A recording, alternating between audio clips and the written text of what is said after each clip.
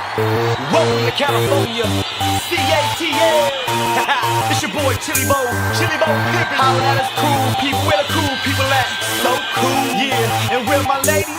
Come on and bounce with me. Come on and bounce with me. Come on and bounce. And all my fellas, what up fellas? Y'all just chill. Y'all just chill. You know I'm so fresh. Know I'm so grimy. Always stay chillin' with the cops right behind me. You know I'm so cool. You know I'm so cool. You know I'm so fresh. You know I'm so grimy. Always stay chillin' with the cops right behind me. You know I'm so cool. You know I'm so cool. I'm so C-double-O, light up your L. This beat is so swell like the homie Rozelle. But no, this ain't no beatbox, we call it street rock. They say the homie Chill Will got the heat locked. Young Cali, come clap for daddy. So savvy with the patty, you can ask the family. Yeah, I'm young, rich, and dangerous. Interest rates fluctuate with my paper chase. Who the boss? I'm the boss, I'll be late today. I'ma drink, and get drunk today. Cause I'm cool in my polo, cool in the Lolo, cool with the fofo, cool with the. You know I'm so fresh, know I'm so grimy. Always stay chillin' with the cops right behind me. You know I'm so cool. You know I'm so cool. You know I'm so fresh. You know I'm so grimy. Always stay chillin' with the cops right behind me. You know I'm so cool. You know I'm so cool. Bouncing in my peanut butter beans, cooling through the cone zone, blowing in the wind. Roll around town, sitting on chromosomes. Rocks like ice cream, we just call them cold stones. I'm so grimy and I stay fresh. The chicks call me Chill, got it tatted on my chest. Stunner so sick, I can see through the mist. And I'm cool with the bullies, so who wanna trip? Yeah, it's Chill Weezy, hip hop squeegee. I make it look easy, A, B, C, D. Cause I'm cool in my polo, cool in the Lolo, cool with the fofo, cool with the. You know I'm so fresh, know I'm so grimy. Always stay chillin' with the cops right behind me. You know I'm so cool. You know I'm so cool. You know I'm so fresh. You know I'm so grimy. Always stay chillin' with the cops right behind me. You know I'm so cool. You know I'm so cool. Now get it rockin', and get it rockin'. Leave it to Mr. Peanut Butter to get it poppin'. Now get it rockin', now get it rockin'. Leave it to Mr. Peanut Butter to get it poppin'. Fist of Patron, kiss you past my nose. Shake it fast, drop it slow. Get you snapping that neck. Yeah, I can make you famous. The king of the West, from CA to GA. Stay chillin', both fresh. The police right behind me. They wanna catch me slippin', but I's just chillin'. I'm too cool for prison. Yeah, and keep it rockin'. Yeah, and keep it poppin'. You know I'm so fresh. Know I'm so grimy. Always stay chillin' with the cops right behind me. You know I'm so cool. You know I'm so cool. You know I'm so fresh. You know I'm so grimy. Always stay chillin' with the cops right behind me. You know I'm so cool. You know I'm so cool.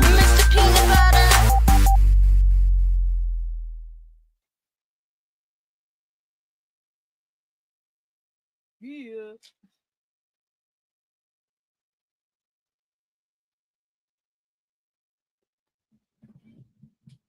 Yeah. Yeah. Woo. Yeah. So anyway, where do I start? My best buddy, best friend in the world, Justin Pedini, has been slacking. And I recently came across this video. Oh, where'd it go? This video of Justin. And I've seen most of his debates. I've debated with Justin many times. You could see all of Justin and I's debates on the One Great Work Network, on his channel. And yeah, so I've seen all Justin's debates, and They're all pretty embarrassing. And I came across this one the other day, and it blew me the fuck away. I'm completely baffled. I just was, I watched it and I wanted to show it to Ellie, and I was like, oh, we might as well go live. Because it's hysterical. I believe something happened to Justin. I don't know if he was cloned or he had some sort of breakdown, but you'll see what I'm talking about. It looks so weird with the beard. For one, healthy looking guy, so totally looks different than the Pedini we know today. He's presenting himself on a pod, you know, in a presentation. He's got lights.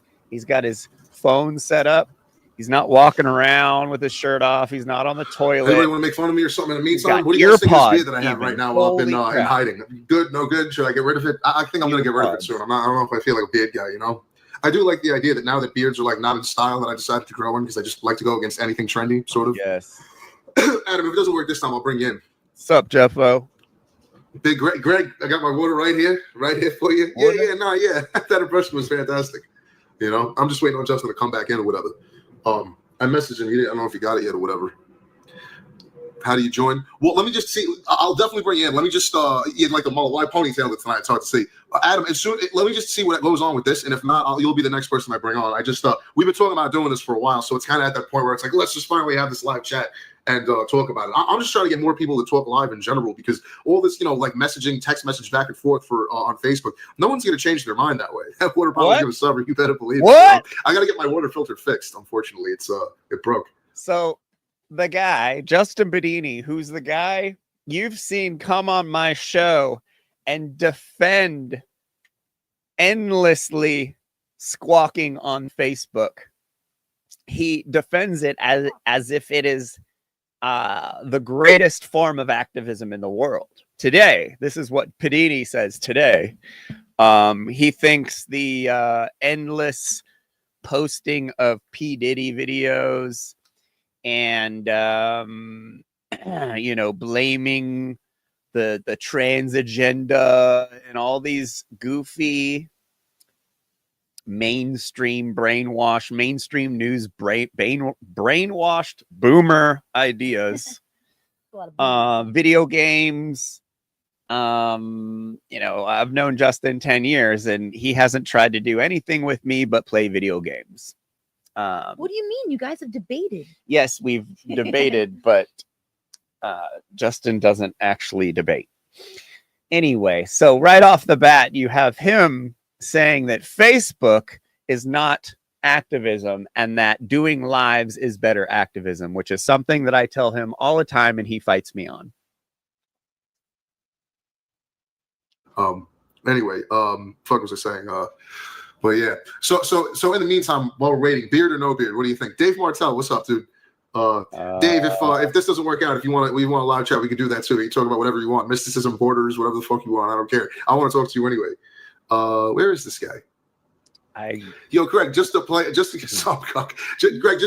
your impression, can you message Justin Ryan for me and tell him I'm ready? I did. What's up, Miles?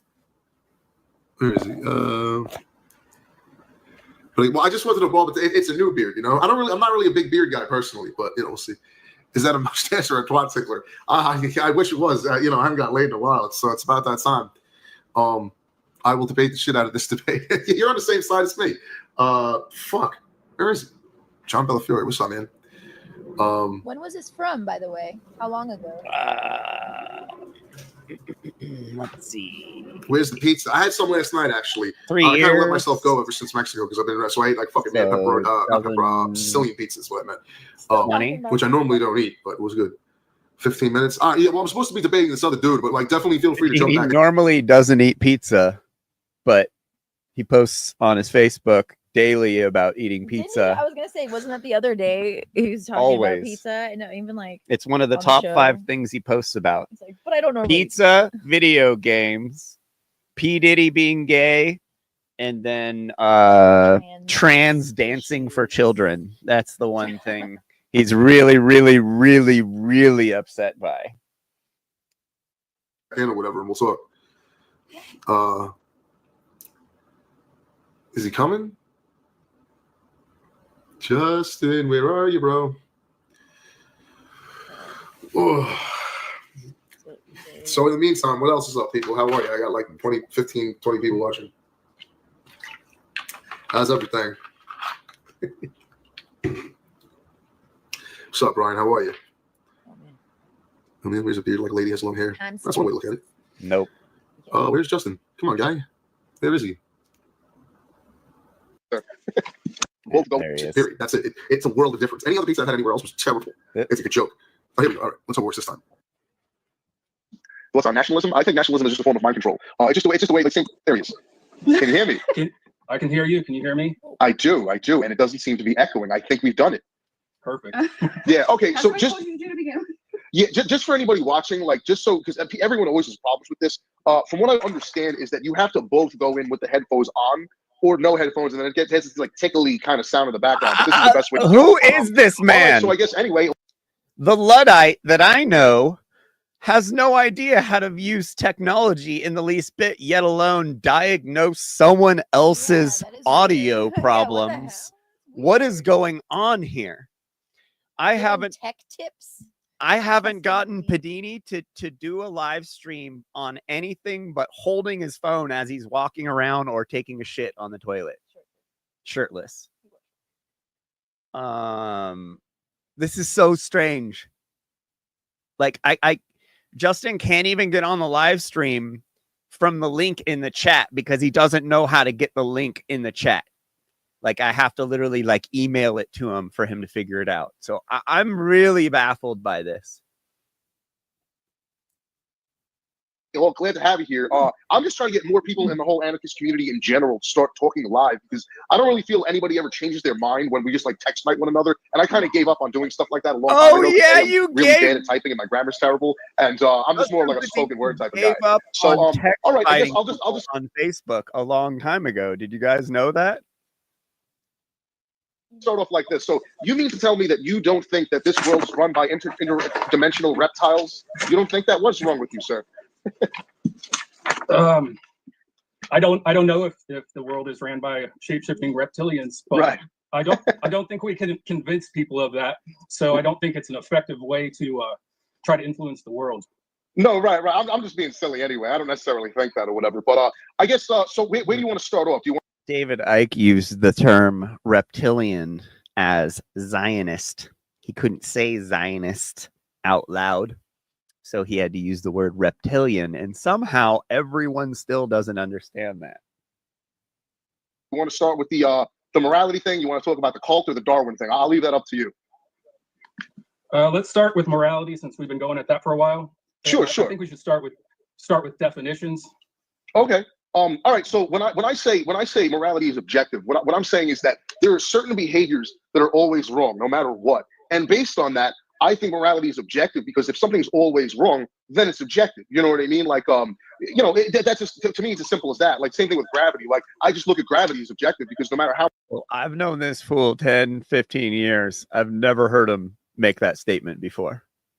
I don't know who this guy is in this video. I'm pretty sure they pulled a Paul McCartney on him. And like, I don't know, around this time, must have swapped them out for like a shitty version. How many times you drop something, it's going to fall. Unless there's like some way to Timu that still doesn't really have anything to do with the fact that it's always around us. You know? AliExpress version of Pedini that we got now. So the definition of objective I have is not influenced by personal feelings or opinions. It's a consideration of facts. That's basically what you're saying. That's right. That's what I mean. Sure. Yeah, it doesn't have to do with my opinion. It just is. 2 + 2 is objectively 4 every time. Okay. And subjective is influenced by personal feelings, tastes, and opinions. Right. Absolutely. Yeah. Okay. So how do you avoid having your personal feelings, tastes, and opinions influence your thinking process? Well, no matter what, everyone's personal taste and whatever. Well, basically, whatever you just said is going to apply to everything everyone does at all times. I understand that my thoughts aren't necessarily objective, but I can align my thoughts with certain things that are objective. Like take like again, 2 + 2 is 4. I could say that it's 1106, but it just isn't. Like the evidence is there. I could say whatever I want, but it doesn't necessarily mean that it's true. You understand? Well, 2 + 2 = 4 if we both agree on what the symbol of a 2 represents, right? Yeah.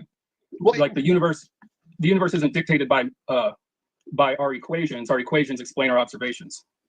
I suppose so. I mean, I'm not 100% sure, but like I'll take your word for it. I just mean like if there's 2 sticks and we took 2 more sticks, there would be 4 sticks. I don't really care what symbol, if we're using Roman numerals, if we're using Chinese or like our typical, the 2 that I think of in my head. I just mean that I know if you have 2 sticks and we take 2 more sticks, that would be 4 sticks. And that's not up to my opinion. That's objectively provable. Again, you could say that it isn't, but again, like you could say whatever you want. You know what I mean? It doesn't make that it means it's true.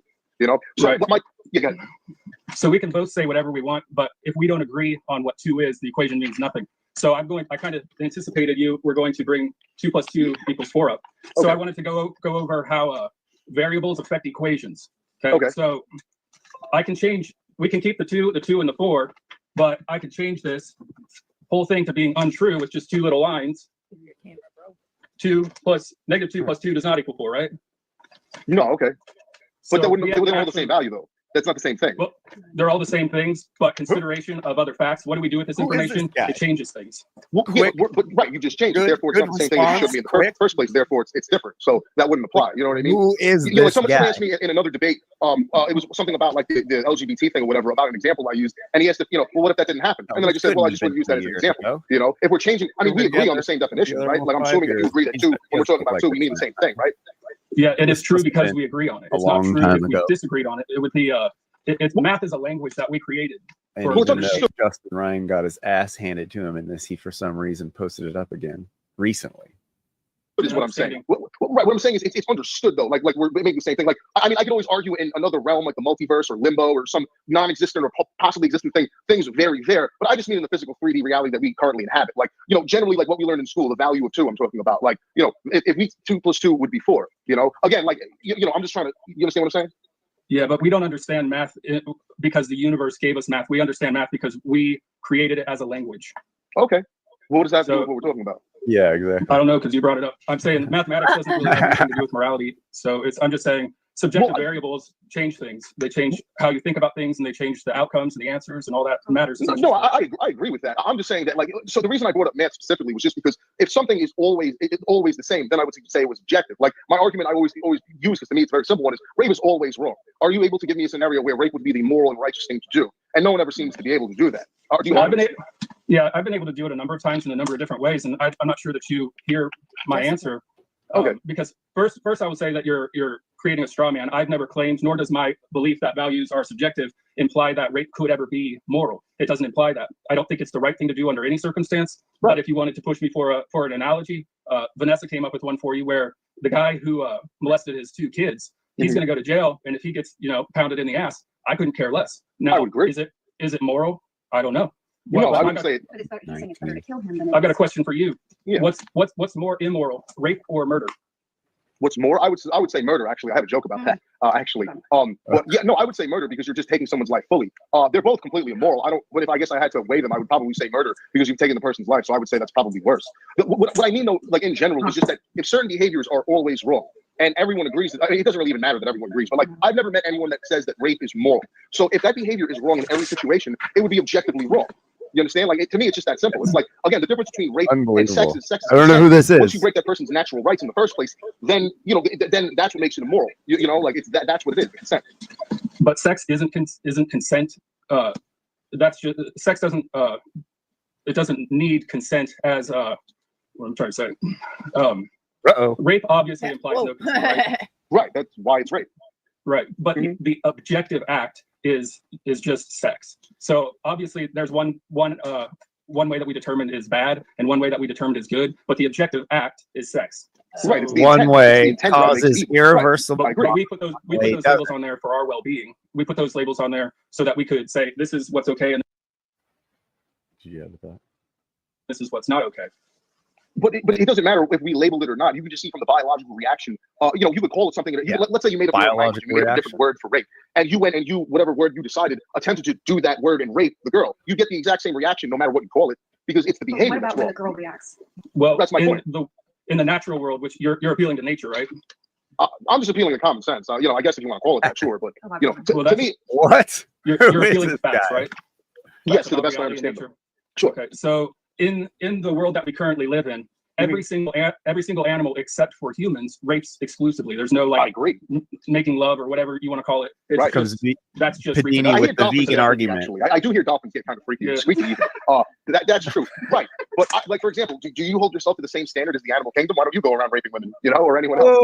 Let me ask you: is it just because of the threat of law, or do you find that your conscience tells you not to? Because I don't give a fuck about laws. I do whatever I want. I just follow my conscience. But my conscience has prevented me from ever raping any woman ever. So the argument that we've used against Justin tens of thousands of times, because he doesn't seem to remember what happened yesterday ever. He seems to completely understand the circumstances of that argument in this scenario. And we use this against him with the whole eating meat thing, because he appeals to nature and appeals to tradition, and is like, oh, well, animals eat other animals all the time to us, and plants have feelings, and blah blah blah blah blah blah blah blah blah. So it's pretty funny. Yeah, 30 seconds. It's not just yesterday. So yeah, we may be seeing a twin brother here. Or a clone, if we're conspiracy heads. So it's very strange, because the caliber of argument on this guy isn't even in the same realm as the guy who claims to be Justin Pedini today. The guy I talked to today, I could never imagine holding a conversation like this with him. Right. It's not because I'm afraid to go to jail. I'm not afraid to go to jail. I just know that it's wrong.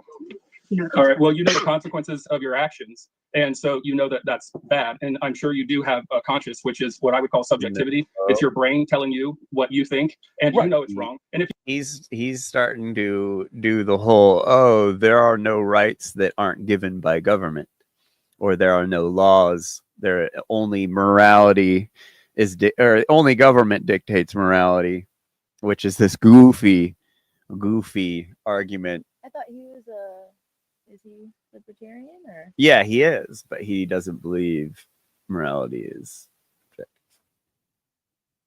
Right. if you would tell me, I don't believe in laws, but your argument is natural law. So you are appealing to law, and I'm appealing to our brains can reason our way to this. Let me just jump in real quick. What's it called? Just to confirm something, because I'm actually probably going to stop using the term natural law because it really seems to confuse everyone. When I say natural law, I just mean cause and effect. Another term for it would be like consequentialism. I don't mean like the Darwinian theory of evolution or anything like that. I mean that like when you do certain acts have negative behaviors, you know what I mean? That you're always going to. Yeah. So as Bracky here pointed out, an argument Justin often uses against us is whose version of natural law are you into? Because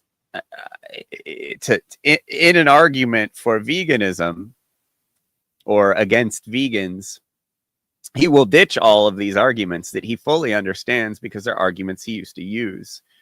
So he will ditch them, play dumb, and he thinks because the philosophers and teachers of natural law, because some of them ate meat, then that means that it's totally cool and natural law is okay with us eating meat. That's basically the argument Justin gives us, which is so ridiculous and full of fallacies, it's not even funny. So, like, where's this guy? Because this guy would shred present day Pedini to pieces.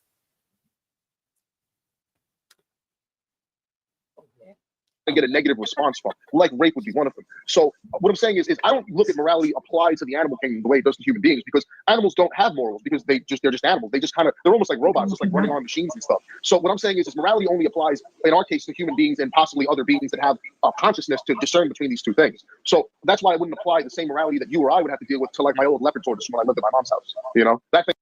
Or we're seeing Pedini on like Adderall or something on uppers, and he's just fucking spitting fire like that. That'd be pretty funny, because I've never, or this is the way Pedini used to be, and something, a head injury, drug overdose. I don't know. COVID was tough for a lot of people. Don't say the C word. Oh, I'm sorry. My bad. Finish. No, I'm done. Yeah. So, maybe he was on shrooms, or he ate too many shrooms and got fried out. I don't know. It just eats and shits and fucks, you know, like all animals. So I'm not talking sounds like humans, if you ask me. Well, we share certain things. Like, yeah, that's actually part of my argument for the vegan thing, actually, is that we share. I mean, this is on 1.5, so it is sped up a little bit. So this isn't certain attributes, because we are animals, and I do agree with that. I just don't think we're as simple as just animals, and that actually gets into that whole ancient mysticism thing, but we can get to that later. What I'm saying is that because we're human beings, I feel that we're held to a higher standard of morality, because again, like, what's prevented you from going around raping women your entire life? Like, is it just the law? Or, you know, I mean, I'm sure there are plenty of times I could have gotten away with raping a girl. I just didn't, because I know it's wrong. You know, I'm assuming that applies to you too, right? No, I've never felt compelled to rape anybody. Liar, you've definitely got a hard on with thinking men, you know? Like, absolutely all the time. I'm just like, yeah, I probably shouldn't do that. You know, that's totally wrong. You know, it's not about the jail thing. It's just about like, yeah, I shouldn't do that, you know? Because that's what your conscience is for. I mean, think about it. If morality is subjective, why would we even have a conscience in the first place? Like, why would we even have that? It doesn't make any sense, you know? Well, where is your conscience located? If we dissected you, where would you find this conscience at? That's a Where really is good this question. guy? I think it's a combination probably between my brain and my heart. I'm not sure if it's necessarily something like I could find with like a spatula or something like that. But again, where do you find your emotions from? You know what I mean? Like, can you point to where, when you feel sad, where it is? You know, it's there. See, I feel it more in my heart, you know? But like, you can't point to where that feeling is. It's just a feeling. You know what I'm saying? See, that's kind of the problem I have with modern science. It's too materialistic, where they can't explain a lot. Like, they can't explain intuition or anything like that. You just described it as just a feeling, and that's the definition of subjectivity. That's where you have to yeah, sure. But my point is that your feelings can be aligned with what's true. I understand. Like, that's the thing. I understand that like everything I think, you could argue is subjective. However, you can align your thoughts with what's objective true. You know what I mean? Again, that was my point about I could say that 2 + 2 digging himself 12, out but it of doesn't mean that it's true. You know what I mean? little Like, potholes he gets them in, no When it problem. comes to the word truth, this is all I crazy. hear you doing is stating as a fact that you have this truth, but I'm not hearing any defense of what the truth is, other than it confirms what I already think. I mean, provable. Like, okay, so here, I have 2 quarters right here. If I take 2 more, how many would I have? You know how many I have. I mean, you say whatever you want, or you can apply whatever value. But I'm assuming that we're both human, we're both tuned to the same frequencies and everything like that. So that's my point. Like, certain behaviors are always wrong. Just like gravity. Like, you could say, well, science has proven gravity or gravity's objective, but you're gonna fall every time. It just is what it is. I'm trying to understand the connection between I've got 2 quarters and I should or shouldn't do something as a moral. You know, there's no connection logically whatsoever. What I'm saying is certain behaviors mathematically, like you could apply math to it, are always wrong. If rape is wrong in every situation, then therefore it is objective. Now, I could rape a girl and lie and say, oh, well, you know, I think that's okay. But just based by the girl's reaction, you can see that it's not okay because you broke her consent. Unless, of course, she, you know, is weird or whatever. But like, so the connection that I think Justin's not getting, because I know from Justin's end, the whole gravity isn't the greatest explanation of natural law, it pertaining to morality. What I think in the question of this conversation of rape, Justin needs to point out that if this rape happens and it is coerced, the laws of nature will cause that woman to have a mental health problem, which will degrade her life experience. This is going to happen, you know, no matter what, no matter on some sort of level. And this is not something that is a feeling or an opinion or a taste, which is this guy's talking about. So comparing the laws that are entailed with morality and natural laws and gravity isn't. I think this is like one of Mark's arguments that kind of isn't the greatest explanation, that confuses a lot of people that are trying to understand the principles.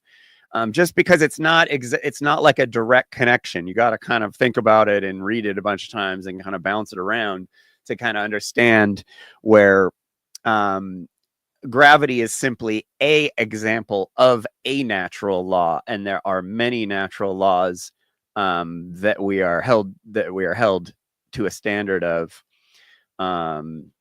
So adding the mental health, so that, you know, there's a way you can treat a society where they'll prosper, and there's a way you can treat society where they'll degrade, and harm degrades, and harm degrading is natural law. It's a law of nature that we're not supposed to be doing things that degrade mental health. We're not supposed to be working in slaughterhouses, killing animals. We're not supposed to be eating animals.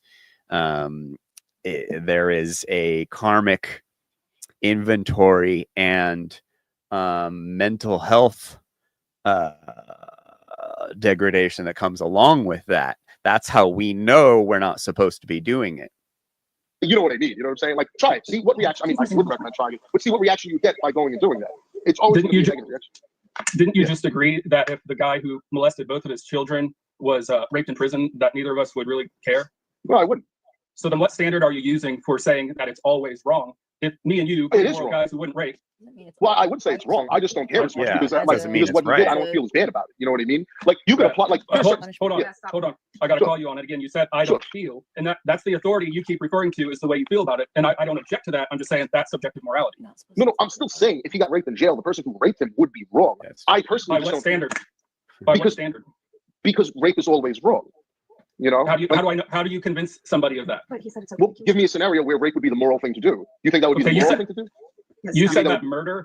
You said that murder is worse in your opinion than rape, and you said it's okay to kill somebody. Okay, but you said it's okay to kill somebody if they rape somebody. So your argument defeats itself. That's not what I said. Saying, no, but that's not what I said. Like, what I mean is this: is that, like, for example, if someone comes to attack me, right, whether it's rape or whatever the reason, I have the right to defend myself to whatever degree it becomes, because I'm not sure what that attacker is going to do. Now, I wouldn't necessarily recommend that you kill the person. Let's say someone breaks into your home, right? But that's crazy.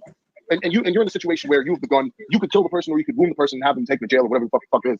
I wouldn't necessarily recommend that you kill them, but I would say that you have the right to do so because you have no idea what that person's capable of. Now, the people that you're talking about in jail that may or may not rape Sean Windingland, they have nothing to do with what happened to him and his daughters. You know what I mean? So that's just like people in jail. You know, lots of people get raped in jail. Is it always justified? That's just what happened. Just because that's what happened doesn't necessarily mean that it's moral or not. You know? Can it be justified? What? Raping a rapist? No, because it's justified that it's not rape, it's consent. That's the point. Like, if you consent to it, it's not rape. Killing a rapist can be? Is consent the be-all, end-all of morality? Yeah, actually, I would say that it probably is. No.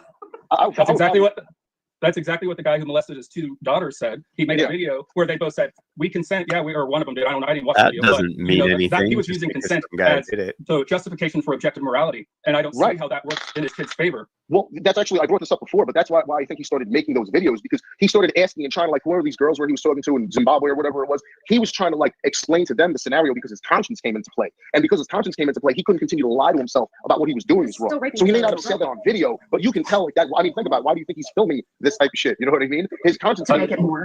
I think he's filming it because he sincerely believed and wanted to make a point that what he was doing wasn't wrong, and that's why he made a video, because he was proving that we don't understand consent, you know, the way, or we don't. Why did he say he was okay with that though? Why did he say when the girl said she wasn't interested in doing it anymore, he said he was okay with that? You know. I think he's filming it because he sincerely believed and wanted to make a point that what he was doing wasn't wrong, and that's why he made a video, because he was proving that we don't understand consent, you know, the way, or we don't. Why did he say he was okay with that though? Why did he say when the girl said she wasn't interested in doing it anymore, he said he was okay with that? You know. And in the next video, we're also talking about a 6-year-old girl too. Well, obviously, like, you know, her brain isn't fully developed and stuff. So I mean, I assume you just kind of assume that or whatever. But, like, I mean, would you go by the word of a child anyway? Like, I certainly wouldn't. You know. I mean, do you think like a 4-year-old understands morality? I don't. No, and that's why I don't appeal to consent as the only moral standard. As somebody who has subjective morals, I have a lot of standards for whether or not something is moral or not. And what are those other standards? Right, Ariane, and he's not yelling over people, and he's letting this guy talk when he wants. He's asserting his right to talk. Like, this isn't the same dude. One of them takes into consideration power imbalance between people and accountability and responsibility, things people don't generally talk about. You know, like if you're going to have a child, it's your duty to actually raise that child up, to provide for it, to take care of it, to love it. And so molesting that child is detrimental, not even if that child wanted to engage in sex with their father, which is absolutely ridiculous. Yeah, he raised them. He raised them to think like that, and he raised them to think that there was no problem with it. And that's the power of conditioning. And really, morality, we're raised to believe things, and that's what becomes our conscience. But actually, but let me bring this up because that's actually a really good point. The thing is, that's why so many soldiers suffer from PTSD, because they go there and they've been brainwashed and conditioned to go and kill people from all over the planet, and do all these horrible things, and they come back and they have trouble dealing with facing the truth because their conscience is still with. He's literally using all our shit. He knows all of our arguments. He understands them philosophically, like understands these arguments. Like, this guy is like prototype #1 trash ape that literally used to understand and lost the plot somehow. So much that he can't even converse anymore. Like, he can't have these kinds of conversations. Like, he's not on this level anymore. I don't know how, because I've gotten better over the years. Like, how do you take such large steps back?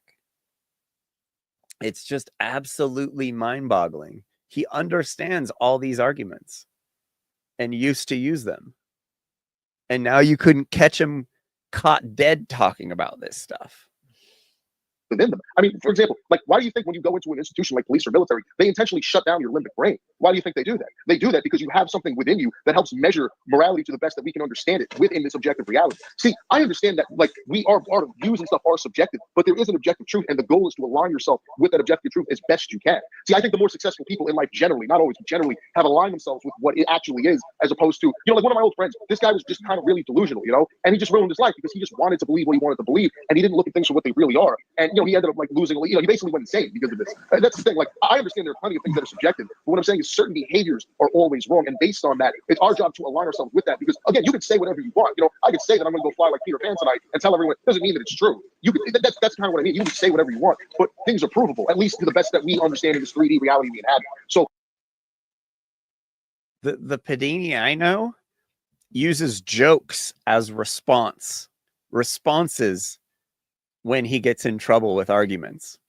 Like, I haven't heard him make a single joke yet. And I almost get it. Like, Pedini is running, or whoever this new guy is running off of fumes from this guy. And this guy is the guy who got on the One Great Work Network. Because I would go do podcasts with this guy and smash Satanists with this dude all day. So, like, what happened, Justin? To basically finish what I'm saying, just like Sean Windingland lied to himself, and I think the reason he ended up making those videos is because at some point his conscience came into play and was just like, I can't really be doing this anymore. And that's the same thing that happened to soldiers with PTSD and stuff. Not that they take their daughters, but so. Well, here's something that is provable. Yeah. You say you feel your conscience in your heart, right? Not necessarily. I think so, but I don't know where it is. It could be somewhere down the block. I don't know. You think that you do, right? You think that's where you feel it. Well, what thinks for you? What thinks for me? My brain, I guess, does most of it. Although I also view my brain as a like more of like a receiver than like if like it's actually going on in my brain. I view my brain as like a receiver for just like the infinite all. Which actually gets into the whole mysticism thing, because I've had a couple of experiences, which I'll gladly tell you about if you want, where like I felt like I was pulling something that wasn't like. A better example would be, when you're just laying there and you have a zillion thoughts going through your head about all sorts of stuff. I don't consider myself thinking about that. I consider it just passing through me or kind of, you understand or not? I mean, that's a theory that may or may not be true, but you do acknowledge that your brain does your reasoning, right? Yeah. So I think so. Well, I think so. I'm asking you if you think for yourself or if something else is thinking for you. No, I absolutely think It's for like myself, trying to in terms of making decisions, though, I do Justin think in a my brain, gotcha moment, or I think everyone's which brain, just isn't like, how again, you when you just debate. daydream, like, is that really what you're thinking about, or are these thoughts like passing through your brain some other way? See, that's why I think my brain is a receiver. Like, let me give you an example of what I'm talking about, so I don't sound like a Looney Tune, right? Anyway, I think of a lot of jokes. Like, I'm like all day with the fucking jokes. It's just how I am constantly. Anybody that knows me in my personal life, play the same thing. I used to describe when people would say to me, Justin, like, where do you think of all this stuff? I actually always said my entire life, I don't consider myself it's something that I thought of. It's something that like passed through my head, and I was conscious enough. And the way I would describe it to them was, it was almost like it was like here, and I would like pull it into like physical reality. That's really honestly how I would always describe it to people. Then, interestingly enough, what's called along the way, as I was doing more and more research into like what the ancient mysticisms and all that type of stuff is, that's actually the description I do. Where like this, I don't know if you can see, we have the hand up and the one down. That's actually an ancient symbol for exactly what I described. That I just randomly, coincidentally, came to understand in my own head with no prerequisite knowledge of that at all. So that's one of the reasons I do believe that into that type of stuff where my brain is a receiver, because I don't like that same thing with your subconscious. It just things pass through your head all the time. You know, I wouldn't say that I'm necessarily thinking about these things. They just be like, oh wait a minute, grab a joke, and then there it is. Into now it's real. Now it's in 3D. So that's kind of how I view that. I also might be wrong. I'm open to being wrong, but to me that was an awfully interesting coincidence, which is why I'm into that type of stuff. Well, this is off topic, but what if we are this like genetic information that's passed down through biology? Astral memories you're talking about?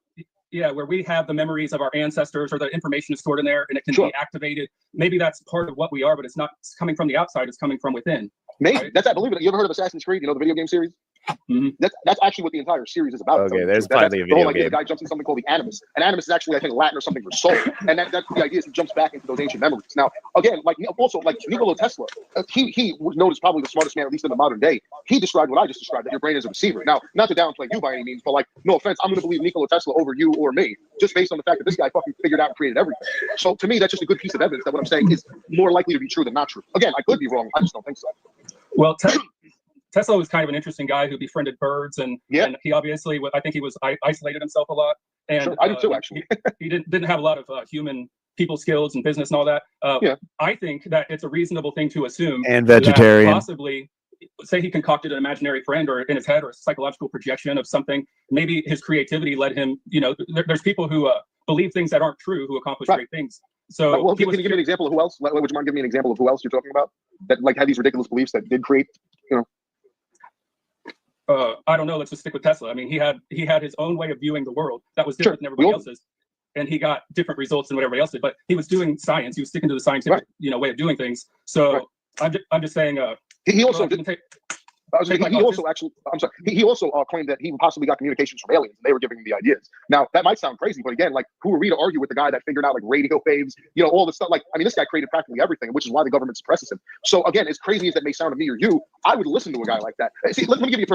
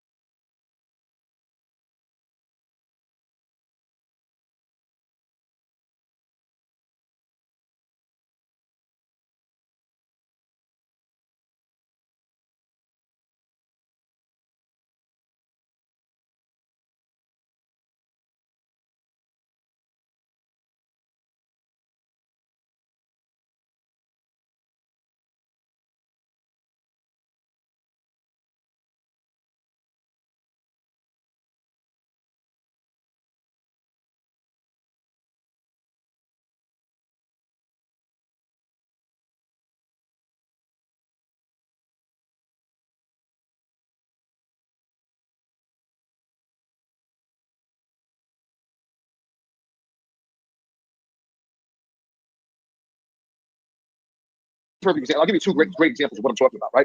I believe in the lost city of Atlantis, and I think anybody who doesn't is probably dumb. The reason this is simple as this. Plato is one of the most... Sorry. Yeah, so Tesla very well may not have been who they say he is. He very well may have been a inheritor of technology after a reset, in order to introduce a past civilization's technology to a new one, so for profit, basically. So I don't really know if he was a real person or not, but I'm not into the Tesla worship. I think he could have been made up just like any of these founding father douchebags were. Most well-known, well-respected human beings that ever lived. Check out the Tartarian reset conspiracy if you're into more information like that.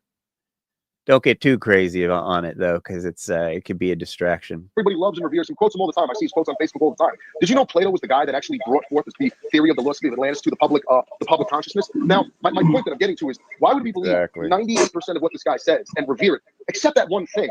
Unless there's more to the story. Same thing. I'll give you a very similar example of George Carlin, right? I'm a huge George Carlin fan. To me, he was like almost like a father figure. I love that guy. And he was known and revered for being extremely honest and amusing, but he was notorious for being honest. Now, you can find an interview. I'll send it to you if you want. I have to find it, but there was an interview where George Carlin flat out said in front of an audience of people, they asked him, well, what would make you happy? What would make you a happy person? Because a lot of this negativity. And he flat out said, if the alien beings that engineered us in the first place came back down and undid what they did. And he flat out said that. Now, why would this guy be completely honest about everything? And on many interviews, he said over and over again that he's not joking, he's serious about these things. Why would he lie about that one thing?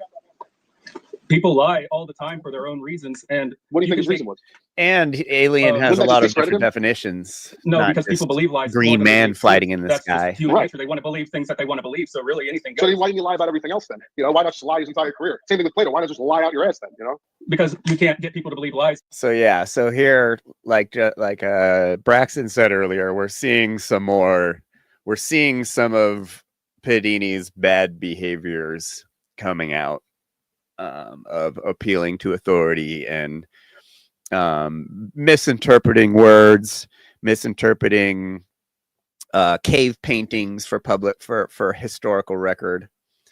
If someone drew it in a cave, that means it must have been real, or it is what I'm seeing.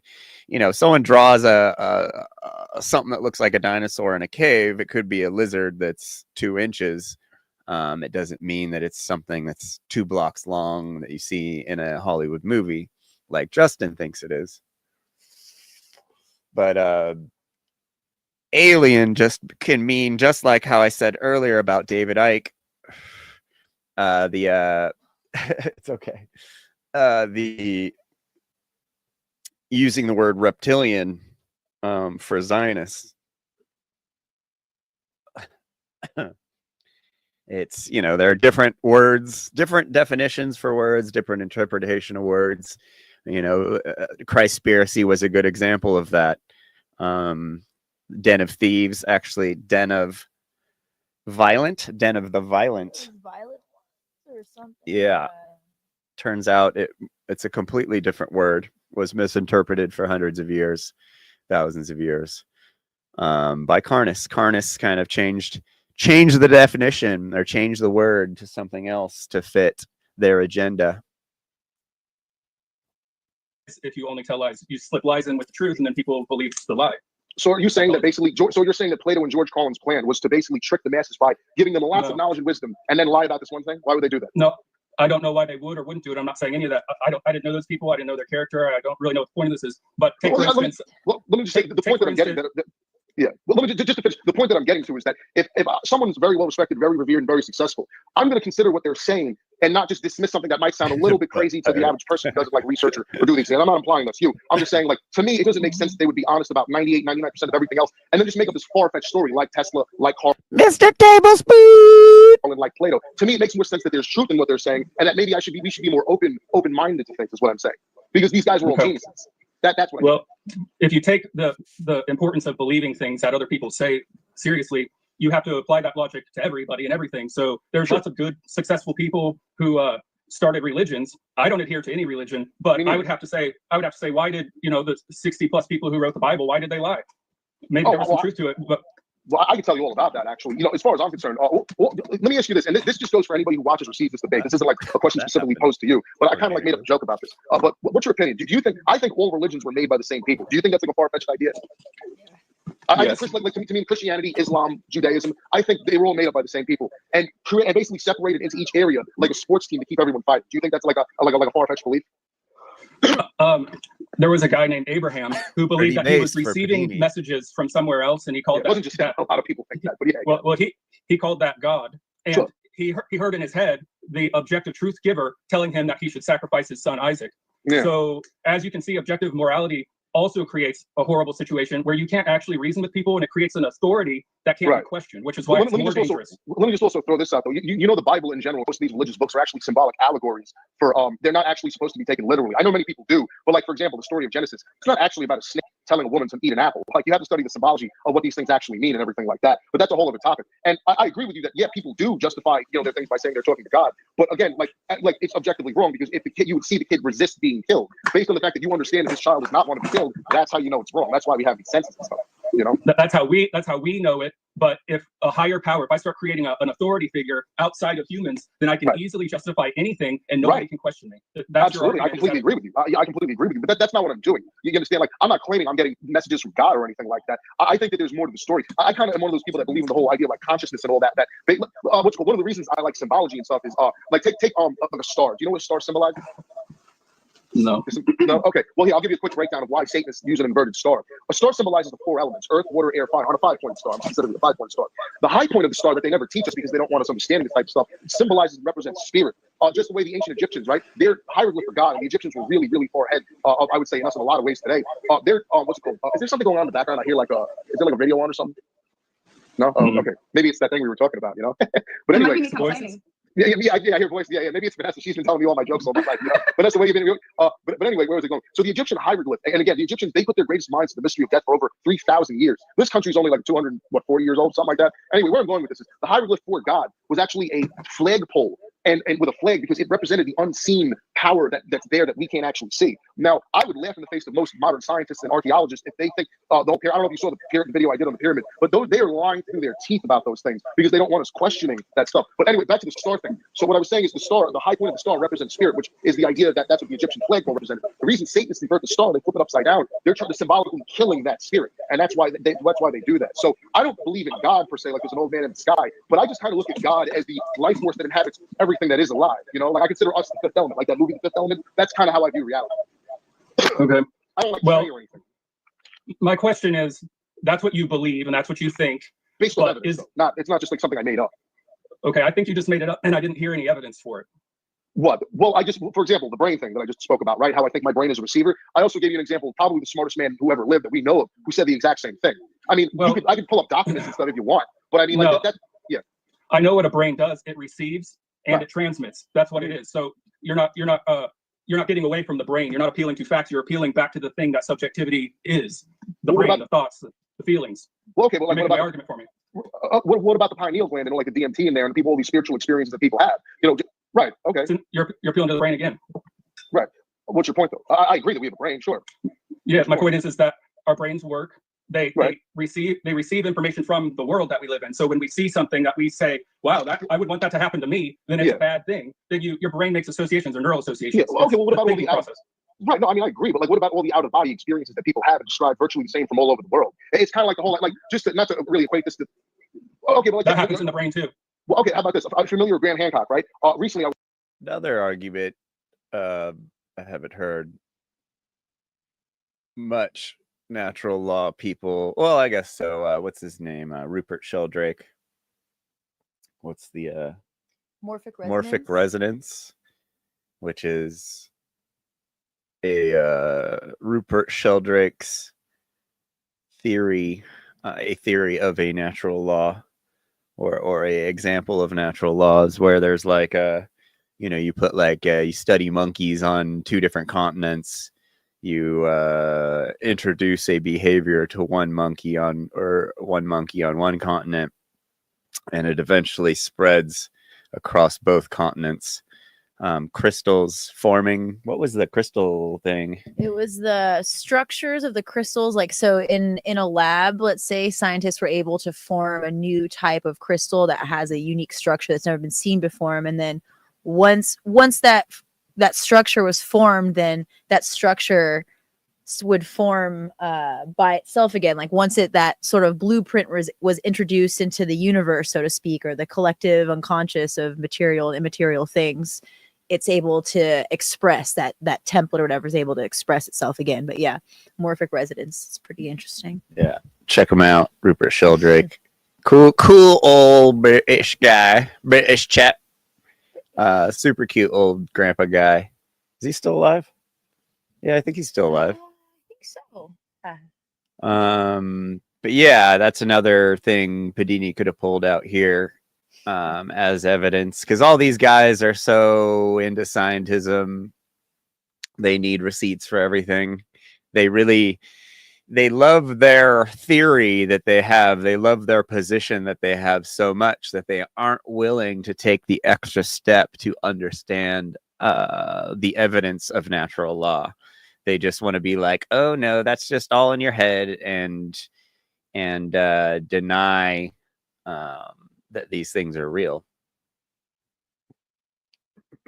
I watched the video where he was explaining how he had an out-of-body experience, and the government has actually funded testing a lot of out-of-body experiences where people were unconscious. They were unconscious the entire time. The entire time they were clinically dead, right? And there's tons of evidence on this. I'll send you lots of videos. And they described what everyone in the room was wearing to a T. And this isn't like one case. This is a lot of cases. So what I'm saying is that I don't think that we have a full understanding of reality the way that we want. I think what you're kind of coming from a more left-brain point of view where physical matter is all there is. And I don't necessarily believe that. Again, I'm open to being wrong about these things. I just don't think so. The difference is a lot of ancient people, they talked all about this. And if you study the ancients, they were way ahead of modern day scientists and stuff like that in terms of a lot of these things.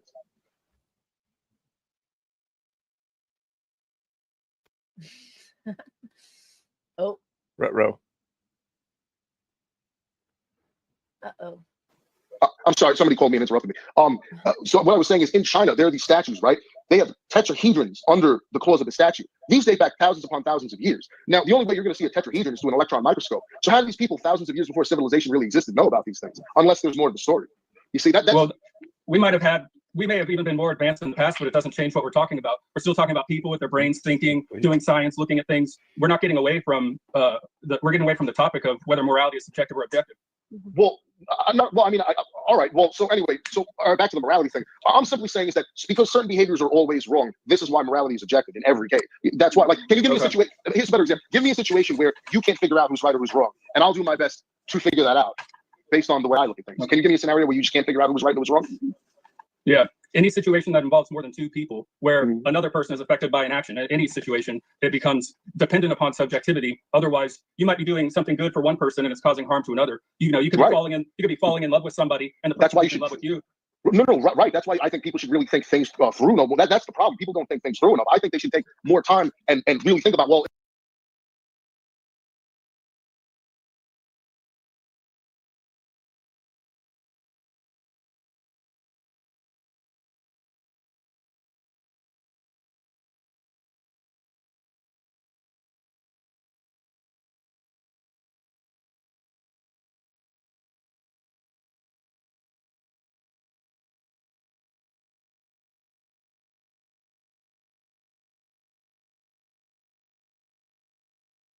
Okay, I'm muted. Sorry. So what I don't think Justin is getting here, I guess they're both Justins, huh?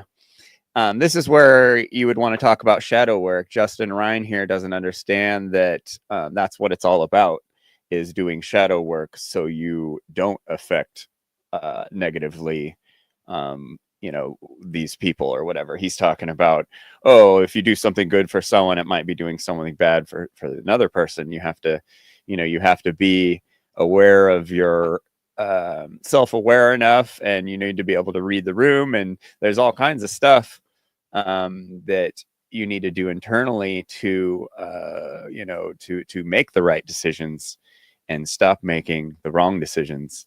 That's kind of what it's all about.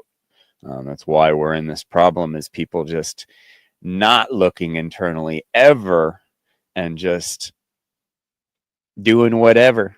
Just floating around, smashing, terrorizing, horrifying, all these things. Thanks, Rax. Is this behavior going to affect these people down the line? I think people are in generally very short-sighted, and I think that's one of the problems we face. So I would agree with that. The problem is that you still going to give me a situation where we can't figure out who's morally wrong and who's right. Can you give me a scenario, like an exact scenario, where you just can't figure out who's wrong? Because I'm sure I can. Hold on, Vanessa's writing me a note. don't you just say Okay. it? Okay. Oh, can you hear me? Yeah, it's all right. But Vanessa, Okay. show face, say hello. Okay. You know, I'm a nice guy. You know. Go ahead. Oh no, Peek in so they can see you're your fine. No, face. no, Come on. nobody wants to see my face. Yeah, they Okay. do. Oh, So please. when can you defend yourself You're if not you're? even on the video. I don't want to be in the video. Okay. Just kidding, Vanessa. Get in the video. Come on. There we go. So this There we go. The happy When couple. can you defend yourself if you're raped? So you think? Wait, sorry. You still there? Oh. You still there? That's hilarious. Aw. Hello, hello. Oh, come on, Dave. That's his wife. Give him a break. Hello, hello. You guys still there? Is anybody still? Leave it to a woman, huh? Hold on. Let's reinvite. Oh. No, that's all right. I'll take 2 against 1. It's fine. Can you believe that the old I this gotta this invite him other back now. Pedini is actually pretty tech savvy? I didn't It's do mind anything. I like just how mentioned, do you knocked over the phone. lose the ability Wait, hang on, Dave. Let me just finish this to conversation. understand Let technology? me just see if I get them back in. Look at him. He's taking charge. Remember, he I couldn't just even reinvited get the him. link Dave, out Dave, of we'll the do one chat after to get or on the whatever. show. All right. Well, And so he far, doesn't know that he what has do you to think? Am I plug making his sense here, phone or in you know, am I in crazy? order to Tell me, like you know? Is he do a crazy? long I just podcast. reinvited him. He thinks the podcast has to end when his battery dies, and then he can plug in his phone. Hang on.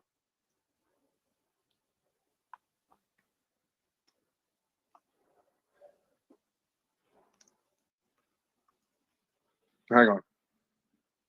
Come on, Pedini. The Pull it esoteric, together. Dave. All I do is the esoteric. That's like my main area of study and stuff. Bring up Passio already. Yeah, that's fine with me. Hang on. Vanessa Ryan.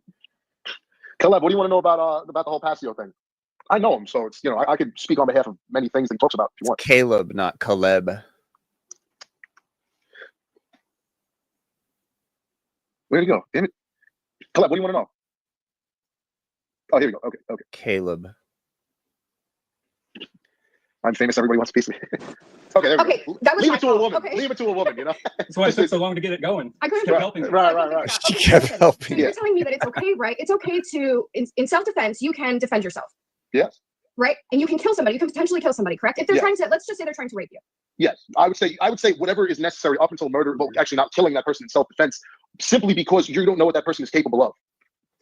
Okay, when is it okay? Let's just say, okay, the act of rape, there's long-term consequences for it, right? Right. PTSD, people end up Yeah. re-victimized repeatedly. So what happens if, let's just say you're raped, you're 120 pounds, and then you have somebody who's Sounds hot. 225.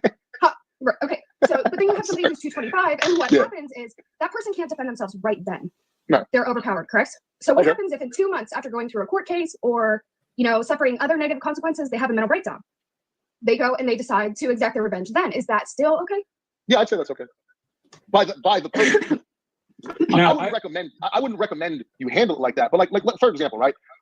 I wouldn't really have a problem. Like, let's say the exact situation happened, right? I wouldn't have a problem with that because again, it's the idea. If you don't start on, there won't be any. You know what I mean? It's the person who initiates the problem. And let me give you an example. In schools, right? Here's a big problem they do in schools, right? With kids. If you guys it's all right.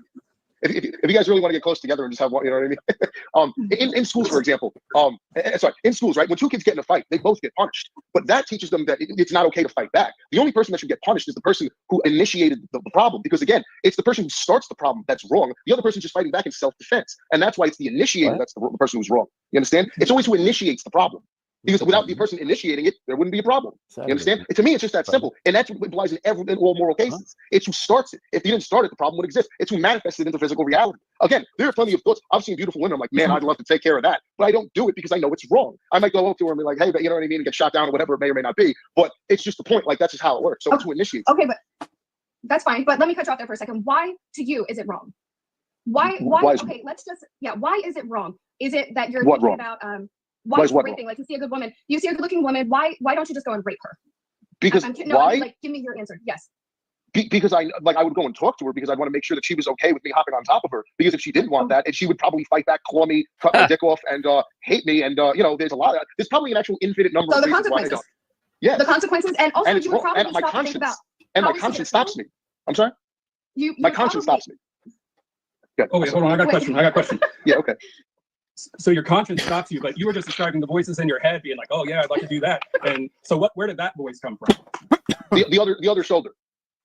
So you got like multiple personality disorder going on here, though. Pretty much. Yeah. Well, have you ever studied Carl Jung or Sigmund Freud, where they talk about the ego and like the different parts of your brain, the subconscious, like the meta subconscious, whatever it's called? You know, there are different facets in you. Absolutely, sure. You know, I'm just trying to weigh what's right and wrong. That's exactly my point. Is that like you have a conscience, so you can navigate. Like here's a good point. Is that like the word you're just calling any decision you think right to be your conscience, but it's all your brain. And you're just that's not necessarily true though. Like for example, like when I decide between having like a Coke or a Pepsi or a Snickers or a Milky Way, no one else's morality comes into play. It's when someone else's free will, behavior, and desires that I'm affecting. That's when it's moral. You know, deciding to go to a basketball game over a baseball game is not immoral. But look. So, okay, what you take into consideration before you go out and just do whatever you want is how somebody else is going to feel about it, right? I'm sorry, say that again. Okay, so before you I do have something no that's going idea to who affect this somebody is. else, This is you take into crazy. account how they're going to feel about it. Yeah. But when it's subjective, it's either right or wrong. So you don't get the feelings, the justifications, the validation. It's either subjective or objective, and every They're trying to argument say presented so you far has can't been have the brain, feelings the feelings, along my thoughts. with, What is that? like, That's the definition of subjective. So are you They saying that keep there's no coming such thing back as to truth? You don't this. think truth exists? Is that what you're? Are you solipsist? Is that where you're going? No, I think that define the truth. there are true and false statements that can be made, but when it comes to the universe, we don't think in true or false. That's something that we do, is we say, oh, that was a true statement. Like when you say that the universe has laws that pertain to morality, to me, that is a false statement that has no justifiability, and you have no way to, there's no but there is, because you can see the reaction. That's my point. Like you can see the reaction. You can see the reaction of another person with a brain, and you see the interaction of two subjective minds saying, okay, well, how do you feel about this? You wouldn't be saying consent is that important if it was about objectivity from the universe. So do me a favor and define something that's true. Explain to me something that is true. Because it sounds to me like you don't think anything's true. What is true? It is true that I have a brain and that it's responsible for my thoughts. And what if I feel like you don't? You don't. It doesn't matter. Then you're objectively wrong. Then you're objective. No. Thank you. You just proved my point. I'm objectively wrong. You just said it. I would be objectively wrong. You just said it. Objectively wrong. No, you don't think, dude. You're objectively wrong in regards to a statement. That doesn't mean that morality is objective. It means that you decided subjectively. You decided subjectively. So name something objective. Name something objective. I have a brain. Okay. All right. So. Okay, but I could just say, but I could also just say, like, your argument is that because I'm deciding that what you're saying is true, it's subjective. That's what you've been arguing the whole time. I'm arguing that rape is right. Right. So then is it objective or subjective that you have a brain? The Pedini I know now, the Pedini I know now would have had a heart attack by now. Just talking at this pace. Like, or like I said, this might be Ritalin Pedini. Right. Okay, I'm aligning my perception with the objective truth that you do have a brain. That's what I'm saying. It's funny because like Justin's wife's way more confident than Justin is. It's kind of like me and Allie. She got him into this debate he's not really prepared for. She should have just did it, and it would have been funnier. But yeah, this guy on the left, I don't know. It's like is this like Matthew Pedini or something? Steve Pedini? Chad Pedini? Like, it's just like there's how crazy would that have been if there's been two of them the whole time? There's just been two. Oh, yeah. Okay. I get the gotcha moment thing now. Yeah. Pedini has multiple personalities. That is not completely far off. I think that's probably what we're seeing here is something like that. Some sort of trauma. And then somehow it's gotten worse. Maybe he was on some sort of psych stuff. The great Pedini. Yeah, I don't understand what we're seeing here, because this is just MK Ultra Pedini. Pedini was a really good debater. That's what's crazy. That's what we're seeing here. I understand that, like, and somehow he's lost it. Completely lost the plot. Completely can't. I doubt. There's no way this guy they call Justin Pedini, we're looking at now, not on the screen, but the guy we deal with on a daily basis. There's no way he could hold this conversation again. I mean, this is wild. Feelings are subjective, but there is an objective truth, and it's my job to be a good person to align my perception with the objective truth. That's what I mean. It's always wrong to murder someone. It's always No, it wrong. isn't. No, No, you it just isn't. said it wasn't. You just said it No, wasn't. okay, hold on. Let me go. Mr. This is one of the big problems that most people have with this stuff, No, right? no, killing and murder are In different, right? self-defense, right? Killing and murder are Giuseppe different. No, they're not. Pedini. They're not. The What's action is- okay? the What's objective this action is the Pedini's same. name? We changed the word You so that we can subject- justify the. What's this Pedini's name? Is it Steve? What's this guy's name? Tell me in the chat what his name is. Behavior. Let me point. So there's no difference between Michael Myers Hold and on. Jamie Lee Curtis in the Halloween movie. No, They're the same. listen, please. 1 second. Just listen. Okay. Let me point something out. Okay, just because you decide that your action of self-defense was justified does not mean that another person's family is going to decide that. If I get raped and I subjectively decide to go and kill the person who rapes me, he never consented to it. There was never anything like that. It's still, the end result is still the same. It's still taking another human life. That family Right. is going to say, no, it's murder. She murdered him. She could have dealt with this in a different way. She could have done this. She could have done that. But you're saying that's okay to do. It's not okay for me to send a group of my biggest guy friends to go and rape him, but it's okay to kill him. In self-defense, yes. Whatever That happens is afterwards, hypocritical. hey, you should have done that in the first place. That's the See answer what- to your question that you asked. Can you give me an example of being right? Or whatever. Yeah, we all agreed that you can kill somebody if they rape you, right? I would say,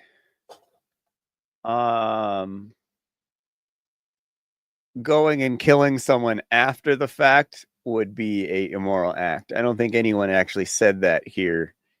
They said that statement a bunch of times, but didn't point out. Justin didn't point out that that would not fall into the category of being in line with natural law, because you are no longer in danger, and revenge is not. Revenge rarely ends well, and that might be a natural law right there. You rarely see revenge ending well for anyone, so it might just be that that's not something that's supposed to work very well in this realm. So that's the answer to your You question. could. I mean, you could do a lot of things. You could take a water pistol and go to the supermarket. I mean, there's an infinite number of things you could do in response. I'm But just not saying. with natural law. Let me get to this. No, no, no. Can I read you the definition of this is from dictionary.net pertaining to natural law? It states that killing another person is forbidden by natural law, no matter the circumstance, as it goes against the human purpose of life. Even if someone is, say, armed and breaking into another person's home, under natural law, the homeowner still does not have the right to kill that person in self-defense. It is in this way that natural law differs from actual law. That's for a legal definition. So Okay, well, how but are you there's a lot of defending really, natural law? but there's also a lot of really bunk legal definitions. I actually prefer Boom! the term Right there, consequentialism like myself, that, right but there. what I'm saying Good is, again, response, simple as this. Justin, When you or violate whoever things, this like, guy do you is, believe rights exist? Giuseppe. Like, do you think rights exist, or it's just a Giuseppe free-for-all? Pedini, I believe that rights exist in theory, Peeny. but they don't exist in nature. So you don't think you have the right to defend yourself? It's just made up by man. You think man is the highest power in terms of deciding what's right and wrong? Man is absolutely the highest and only power that can decide what is right and wrong in nature, and we agree upon that. Well, how do you know that? I don't necessarily believe that. That also doesn't mean I feel for No, God you- either. I know, but that Yep, makes no sense. they You retired just this said that one. every living animal doesn't have what we have in regards to morality, but we do. Well, It's they unique took to them man, down a it's notch unique to humans, somehow. and the best possible explanation for that is because our brains are a little bit Squiggled different than, something you up know, Because in we his understand that we've MK evolved. Okay, Ultra our brains have evolved programming. differently. So what it is Right. that we understand the consequences of our own actions, and even back years ago, Right, there were still right. That's times my when we point. didn't. But what I'm saying is, you understand the consequences, which is why you avoid certain behaviors because But you the know they're consequences wrong. are typically because, you know, Like, we why know how don't this you is just go going to around affect stealing? somebody. Like, We why know don't how you it's just go going to around affect stealing all somebody. the We know time? how it's going Get to. him, Peeny. The Like, why don't you go? consequence. Why don't you go? Hold on a second. Get him, Peeny. Every Yeah, time see you get away that? with it? Hold on a sec. Because I have my own values Controlling and the principles, and so I choose conversation. not to do that. So I are your choose principles, are they subjectively not to aligned? do that Hold on, because but I are don't your wanna harm principles aligned somebody with your else. conscience and what's right and wrong? That's Why why, do- like, No, because why- I've been taught. Why do people See, steal? I wasn't If it's- taught. Why do some people steal? Usually due to the fact that they're oppressed and they don't have a lot of money and they resort to it out of the oppression of the government, which is a whole other topic I could go on and on about forever. So you But- don't think rich people steal? Yeah. No, I think Racky, some you of them fall do, and the for reason I think anything. that they do You're is like because they're John bored Bob within their over lives. They're here. looking for some type of other way to kind of Speaking like of get those like a guys, thrill out of Beast life. Dad. I was actually They having a want conversation. to. They want to. Yes, So they do. right. Or they Certain do it people, from yes. the corporate I'm level. asking This why is don't what we you? do. This There, is- you know, there are other factors that come into play with things. You know what I mean? Things aren't that simple. The But what I'm saying, variables. right? There are in certain There's human situations. Yeah, variables. yeah, I agree. The variables exist. Sure. I'm just Okay, saying that but it's the always wrong variables are to what rape makes someone. us human. Was that? The variables, that's what makes us human, okay? The emotions, the opinion, the justifications, the validations, your all of those conscience. subjective things. And your conscience. Why do you think Empathy. psychopaths are not looked at? Why do you think psychopaths? Hold on. Yeah. Empathy is something that humans develop, and some people don't develop it, and that's what we call psychopaths. Right. It's in like about 0.001% of the population, which is a whole I other. disagree with that. So No, totally that's disagree. type 1. There's different types Well, of you psychopathy. can, I you can disagree with What's that? that, 'Cause but I've you'd be researched this quite a wrong. bit. It's been studied. You can't Society just definitely makes say people into psychopaths. agree. That's definitely true. But some people are born psychopathic. But I just want to get back to a point you were making earlier, because you said if it's all subjective and there's really no like right or wrong. So you don't see in the Halloween films, you don't see any difference between Michael Myers' character and Jamie Lee Curtis's character. You don't see a difference between those two. I see your straw man that I never claimed. Why is that a this straw man? thing, because It's a straw you're saying Why? you say, and it's not something I've said. That's the definition of a straw man. Right. You're making I it didn't say that there is no right or wrong. No, I'm asking you. I'm claiming that morality is something we created. It's something that we determine if something is right or wrong based upon objective observations, but not objective. So here we have evidence of maybe 5 or 6 years ago, someone explaining a straw man to Justin. So he must have known back then what a straw man was before he ever got mixed up with me, doing these debates and me calling him out for his endless straw men, and me pulling Justin up on my show and asking him to define straw man and him not being able to do it in 2022. So in 2019 or 2020, Justin clearly knew what a straw man was, because he just worked his way through one. So this dude has no long-term memory, ? And just keeps forgetting that we've had the same conversations a million times. And he's been in these conversations. He's just not learnable. He can't learn things. Literally, like, one of the craziest examples of someone who can't learn something. For 10 years straight, people tell him what a straw man is, and he still, to this day, doesn't understand it. Can't define it to you. Can't tell you what it means. The truth. There's no truth. So claim that there's no it's objective always truth. this So wrong. there's No, no that's not- objective truth.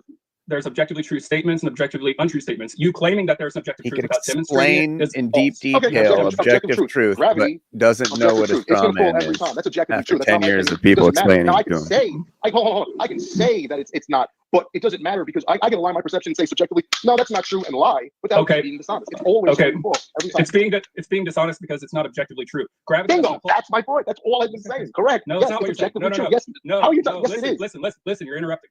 No, it's not objectively true. That's what I said. It's not objectively true. never As seen soon him as you get leave so the Earth's excited atmosphere, about gravity something. doesn't play by the laws of what It happens. wasn't. How do you know? It's not How do you know? because I'm not a flat earther. Godzilla. We've left I'm not a the flat Earth's earther atmosphere. either. We don't know Okay, that. well, Though. You've never been there. I'm we not a flat earther absolutely- either. We No, you don't. absolutely. Then you You don't know- understand gravity. Gravity is. I wouldn't claim to understand gravity. No. But what I'm saying is, because you don't have an experience it yourself, you don't know that for certain. If you You might be right. If you don't understand gravity, then why What are do you you talking understand? about it as objective truth and fact if you don't even Because understand I can see it. Again, I don't know what takes place off of this planet. So to speak on behalf of what's going on in Venus, I can't it? do Okay, that. but How do other you do people do because I've seen other people in space. How do you know that actually they're telling floating you? around? But how do you know that they're telling the truth? NASA's lied How to do I us know about you're? all sorts of How do stuff. I know you're telling me the truth About what? about gravity and how it pertains to morality? I'm using this as an example. This behavior is so the always reason- the same. Always. So the reason, always. so the reason you don't rape is because when you drop us, it falls to the ground. Or is The that reason bad I don't- analogy? No, see, The reason I don't he's rape coming is because back to I would that, feel but bad the doing it bad because I Mark would see the response Passio from the analogy person I was again. raping. Theo, you just gravity. made the argument. Yes, I'm using The you gravity have to use your argument. senses to understand. Like I'm not Helen Keller. Like I have to use the senses that I have. But just because I have senses, Which I watched Mark Passio interviewed by Patrick Smith, and I watched Mark give that argument to Patrick, and Patrick kind of just like, because it's really we definitely need a better way of explaining it than this whole gravity thing, because these guys just love sticking on that and not seeing the connection, because it's not a clear connection, because it's not the greatest way of arguing it or defining natural law. We have to come up with better ways, people. We're rehashing Mark's not so grave way of explaining it over and over again, and people don't get it because of that definition or that explanation exactly. Or if you're not really confident in explaining things with the gravity explanation, you should probably find something better. The mental health thing, the degradation of mental health after harm is that's pretty clear. Oh boy. So this actually gets better. doesn't mean reality and morality don't exist. That's the point. You can Just align wait, your kids. perception. Hold on. We know they- Hold on. we You're know talking to they me now. Hold on. Hang on. What I'm saying is you can align your perception with I'm objective sure reality. Pedini And that's will probably our job stop to do that by to the best that sometime we soon can. too. You People understand? don't get it. There are certain things that are because you objectively don't true, want like this. to. This is always going to happen. No. Rape is always No, it's going not. to be wrong. It's not. That's not always. It's not. Absolutely. And that's why I don't like, we've had a couple guys that I know we should have went into it with, but like these dudes don't want to learn to understand it. They physically put up a barrier to understanding the concept. And I know that they're doing that because I do that, and I've done that in the past where I'm just like, oh, I'm not even going to try. I'm not interested in this. This doesn't align with the stuff I usually talk about, so I'm not even going to try and understand it. And and that was all my ego, and I needed, like, Allie to shake her booty in front of me to make me understand it. Not always going to happen. Can you give me a scenario where it won't? Yeah, I mean, we could drop that into my pool in the backyard, and it's not going to sink like that. So, I mean, Not at the same speed, but it will. Not at the speed, but it will sink. No, See, it'll like float. I got a Justin floating doesn't good have a no, very good but But still, way. it's still going to, maybe not at the same speed. I didn't say it falls at the same speed. You can get it the 9/11 thing if you want, but that's the point. It's still going to fall. There are certain things you can put into play, but it is always going to happen. So my point is that because there are certain behaviors that are always wrong, it's our job to align our perception and his perception with those objective truths to get the best consequences. That's what I mean. Does that make sense? No, because it falls what you said. So You're using objective incorrectly. I'm not going to start with the premise that when you drop that, it will always fall because it's not objectively true. You don't know if it will happen in space. I happen to believe my eyes when I see people floating in space. I don't believe the Earth is flat. I do believe that we've been in space numerous times. I'm not a flat earther. Why do you keep All bringing right, it up? we got a Tesla car floating out in space. So you need to say I'm right. All right, you're wrong. I'm not I'll correct myself. I'm not using NASA or any of these things to base my. I'm talking about right now. Well, what I'm saying is, I'm not talking about space. I'm talking about here. Who knows what's out there? None of us know. Right. I don't So believe it's, NASA. so it's subjective. So it's subjective to people. It's subjective to our planet. It's subjective to based on age. It's subjective to everything. So if you objectively have a brain, and I subjectively say no, you don't. Am I right? No, you're wrong. Right. The same thing with rape. It applies to morals too. I said there are true and false statements. I didn't accept your premise that there are true and false moral imperatives that come from outer space or from God or from anything. I'm not really sure. I'm not really sure where they come from. I just understand that certain behaviors are always wrong to take, and because these behaviors are always wrong to take, that's what makes them objective. Now, I could lie to myself and everyone else and say it's okay, like Sean Windingland or whatever example you want to use, but he's wrong. Why do you think? I'll just use you. I'll just use your example. You said it's not always wrong to kill somebody because not there's justifications for it. Right. Then you got to throw out your argument because absolutely not. It's always this and always that. No, absolutely not. Exceptions. No. It's okay. Okay, so let me use the Michael Myers example again. In the Halloween films, right? Michael Myers is a bloody murderer. He walks around killing everybody, right? If somebody, Jamie Lee Curtis, for example, kills him in self-defense, is she the same thing as Michael Myers? You believe that? Listen, no. Then morality is subjective. We can No, it decide isn't. that. That's not how brains should work properly. You can't decide that because you're saying it's objective. So you're saying murder is either right or wrong. Killing somebody is right or wrong, right? I'm saying killing someone in self-defense is not the same thing as murdering them. That's what I'm saying. You don't get that justification. But it is. Why not? Rooted in fact. Because no, the same. What happens might be the same, but the moral intent, again, we're talking about morality. The moral intent is not the same. So Michael Myers, I'm sorry. That's actually the entire point of Halloween, Michael Myers. He represents and symbolizes evil, right? And he goes around and butchers everyone. If somebody ends up killing Michael Myers, if he actually can, by the end of the movie, do you think they have the same moral code that Michael Myers does? No, right? No, I don't, because I believe in subjective morality. Right. And I think that the difference is between, I do believe there are exceptions to just about everything, because that's give me an exception. So do me a favor, justify Michael Myers. Let me finish my sentence. Killing someone in self-defense causes less harm overall than someone murdering. Well, no, I mean, you can argue till the cows come home, because you could say, oh, what if the murderer's very completely moral and good family is broken by the dead, blah blah blah. Yeah, but that's the whole that guy who did the podcast, that was all these like hypotheticals, deep hypotheticals that were super annoying. But I think it comes down to, it's like, yes, the universe isn't black and white. There's a lot of nuanced situations. And it kind of goes back to the idea of like, what are rights? How do we define rights? Rights begin where others end, right? So you have to use the principles, and I guess natural law is the principle you use to apply to judge the morality and judge what to do in a situation. It's not the actions in themselves that are necessarily moral or not. It's the and I guess like, do you know what I mean though? Like it's not the specific, it's not like, okay, the ending of a life is wrong or right because there's context, right? So the context matters, and in that and looking at that context, you have to have some sort of basis, whether it's subjective or some sort of So the objective act moral happened, basis. the act happened, the bad thing happened. And so looking at the bad thing that happened to learn from it, okay, who you know, you start judging the morality or the amount of responsibility each party had in the act. Yeah, it's kind of, I mean, this is why we have you know, the courts, and why we have juries, is to adjudicate. because there are these situations. Okay, this person did this, oh, but they did this because of this person did this to them, and so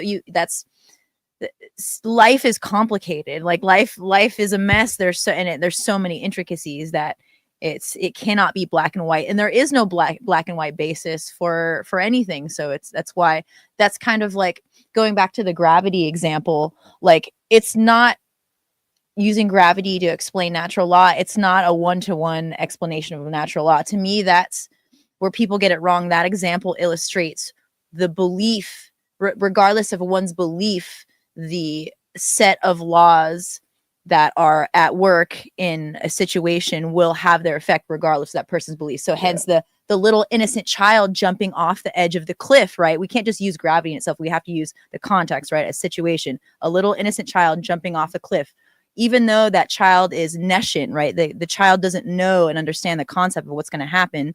They are innocent. It doesn't matter what their intent is, when they think they're going to fly, the effect is the same. So it's kind of like you need a little nuance for that argument, that gravity sort of like parallel with natural law to work. But again, it's the context of the situation. But yeah, good job, Pedini. I mean, there's certain things that he's saying where it's like, I see, it's like it's him, but he's definitely he's able to thoughtfully respond to what they're saying very, very well. Yeah. Very well. Sentence. Okay, here's what you're not getting that we're trying to explain is whenever you're saying that something is objective, you have decided it's either right or it's wrong. Yes, who else would? Whether you're taking a life, we're not using legalese. Okay, so we're not using the legal terms as far as like manslaughter, premeditated, even though, let me tell you, every single one of them has the same end result, and that is taking a human life. They were using the legalese for natural law though. So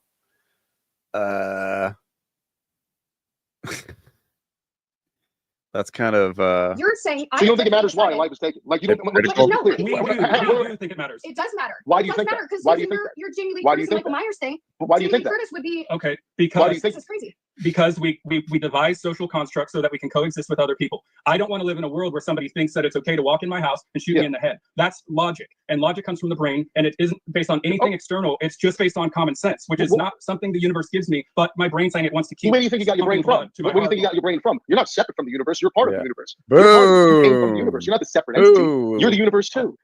Right. So you're making it like I'm talking about the far out. We are the moral agency of this the is where universe, Pedini but it's gets not in the universe and anywhere but us, which makes it subjective by nature. We are the subjective. Listen, I agree with you that our perception, like how we view things, it is our perception, right? But there are objective truths that exist that it's best that you align your behavior with those objective truths, or you'd be. Let me say one more thing. Why do you think rights are called rights? Because they're based in rights behavior. That's why they're called rights. There is wrong behavior. There's not. But it's still changing the subject. We create language. I'm not changing any subject. We create language. I always assume I always assume I'll get killed if I steal, therefore I don't steal. Are you saying that, or are you saying that's a concept? Because I don't want to be stolen from, therefore I don't steal. That would be the other side of the brain, maybe. To describe things. Language doesn't give the universe its properties. We give language to things. Why do we call a dog a dog? who knows? Who cares? It's just a word we put on it. It's not So? the magic thinking of like language creates reality and all that. It's not true. Or where did reality come from before we Well, started? hold on. Let me jump in here. That's actually absolutely not true. One of the reasons they take certain words out of the dictionary is because it does affect reality. That's one of the reasons. For example, when a dictator often takes over a new area, what they do is they strip that area of their language because it's easier to manipulate and control people when you get rid of certain words. That's like a known thing. Dictators do it all the time. All the time. Believe it or not. That's non sequitur. It doesn't follow that doesn't mean anything. If you take away a person's language, you just said language doesn't create reality. It absolutely does. That was a huge point. Actually, I'll give you. No. Okay, well, actually, hold on. When I say tree, it doesn't create a tree. I'm describing the tree that's there. Correct. I agree with that. But what I'm saying is that language has a lot more power than you seem to want to give it for. George Carlin, for example, in one of the stand-ups, I think in the 80s, brings up how after the First World War, it was called the thing what the soldiers were experiencing was called shell shock, and then they changed it to battle fatigue, and then they changed it to and then they changed it to operational exhaustion, and then they changed it to post-traumatic stress disorder, and the reaction and behavior of these soldiers, they didn't get what they were given because of the language. So language is very important, actually. It's not something we should be dismissing. But like I said, again, regardless, I'm just trying to get the point across to you that there are certain things, the behaviors that are always wrong. Of course, our perception, is objective, but you can view objective things. We never agreed to your statement, and neither did you. So now why are we proceeding like it's fact? Wait, what? What do you mean? You never agreed that there's actions that are always wrong, other than rape. Let's just give you that one. I think murder's always wrong. Always wrong. Theft is always wrong. How about that? You don't think murder's always wrong? I do think it is. I don't think killing in self-defense is murder. Yes, I do. Shane, why do you that's think they use different words in court of law? Why do you think they use different words in court of law? But you're going back to legalese. Words don't That's the change problem. actions. He's going back to a higher authority. If it's always, and I read you the definition. What higher authority? You just said it's always wrong. He's not going back to legalese. He's saying that there are different grades of, it's almost like the court system uses the specific terminology to describe different actions because different actions have a different morality level, and should be judged accordingly. So they don't understand that. They're refusing to understand that here. And she's just saying, oh, stop using legalese. And it's like, he's not using legalese. He's explaining why, that there are more different morality levels. There are, just like there's different sentience levels. In a world of court, murder is not murder. You're right. But here's the thing. The end result is still going to be the same damn thing. You're still taking a life. Yes, I agree with you, but because of the initiation of violence and the theft of natural rights, it justifies it in certain scenarios. But that's why murder is murder and self-defense is self-defense. That's why words exist. Two different words exist to describe those things. What about this argument? What about the argument that because we don't have rights, you don't have a right to kill me? It assumes less than I don't have a right to kill you. I don't have a right to kill you. That's the point. I don't. Right. So you don't have a right. Then we can reach logical conclusions without appealing to rights. You have a right to be left alone is the same as saying I don't. You have a right to not be killed is the same as me saying I don't have a right to kill you. It's just the polar opposite with the exact same end game. So you're saying that rights exist. I'm saying yes, right. The reason that rights exist in nature, like I stated before, I always use this example. The Second Amendment, I take that one personally. The reason you have a right to defend yourself is because you can, from observing things, you can see camouflage fangs, venom claws, stingers, etc. exist. Because you can observe and understand that these things exist, that means that you have a right to fight back. Who is this first of all, guy? There's this thing called the appeal to nature, which is a fallacy. You can't derive from it. Because it is. It's the rules of logic. So if you want to be Who is this guy? Because then I can say it's natural for people to die. So Justin there's no harm in say killing anything you. It's that natural for animals to kill each other. Therefore, it's natural for me to kill you. So are you a nihilist? Are you a nihilist? No, well, no, life is circular. The circle of life is circular. Logic can't be circular. You can't justify a premise with the premise. You can't just say it is this way, so it is this way. The truth is the truth. That's not how people reach logical conclusions. Right, which is exactly why I gave you the example of camouflage fangs, venom claws, and stingers. I just gave you like 6 examples of why you can see that there's maybe right's not the right word. The ability, if I prefer the word ability. I've never heard anyone use that garbage. But the fact of the matter is that these things exist. So as far as I'm concerned, if something attacks me, I should be able to fight it back. What should I do? Not what? It's a natural reaction. Camouflage, venom, claws, and what? And you're taking their tools of predation that they use to kill other things and just declaring them tools of self-defense and then saying I get my ability to reason or whatever from these things. It's not how your logic isn't following a pattern that yes it is. You just said to me that what's it called? I didn't give examples, but I gave multiple examples of how I came to that conclusion. But it I is came to the conclusion that I have the right or ability or whatever word you'd like to defend myself because camouflage, fangs, venom, claws, and stingers exist. The reason that I have the right to or ability to speak. Let me just say this. The reason I have the ability, like the First Amendment exists, is because it's not up to someone else to decide whether I can just talk or not. It's because I have a voice and I'm born with the ability to do so. If not, then who decides whether these things are moral or not? A group of old men that I've never met. We decide if things are moral or not together based upon how we feel about it together. What if you were the last man on earth? You weren't born with any of those tools that other animals were, and so that to me is so. Then you don't have those things. Right, but I have an upper. But no, but I can because I have an upper brain, and human beings are known for building tools. You ever seen like 2001: Space Odyssey? Yes, I'm for the brain. Like, I'm with you. A brain is a good thing. I'm trying to use it. I'm just simply saying is that because I have the ability to do this, I can make weaponry and stuff. You know. So anyway, listen. All right. So then we're just, I guess, Matt's going to agree on this topic. Like, we've been talking about this for a while now. Would you want to jump into one of the other ones, because this just seems to be circular? You want to? What do you want to talk about? The Passio cult or the Darwin thing? What? The Mark cult. Go with the Mark cult. Go with the Mark cult. Go ahead. Why do you think whoever this is? I don't know if it's Justin Pedini or not, but they just had enough self-control and to end a circular conversation and go in a different direction, which is something I've never seen Justin be able to do. I don't know who this guy is.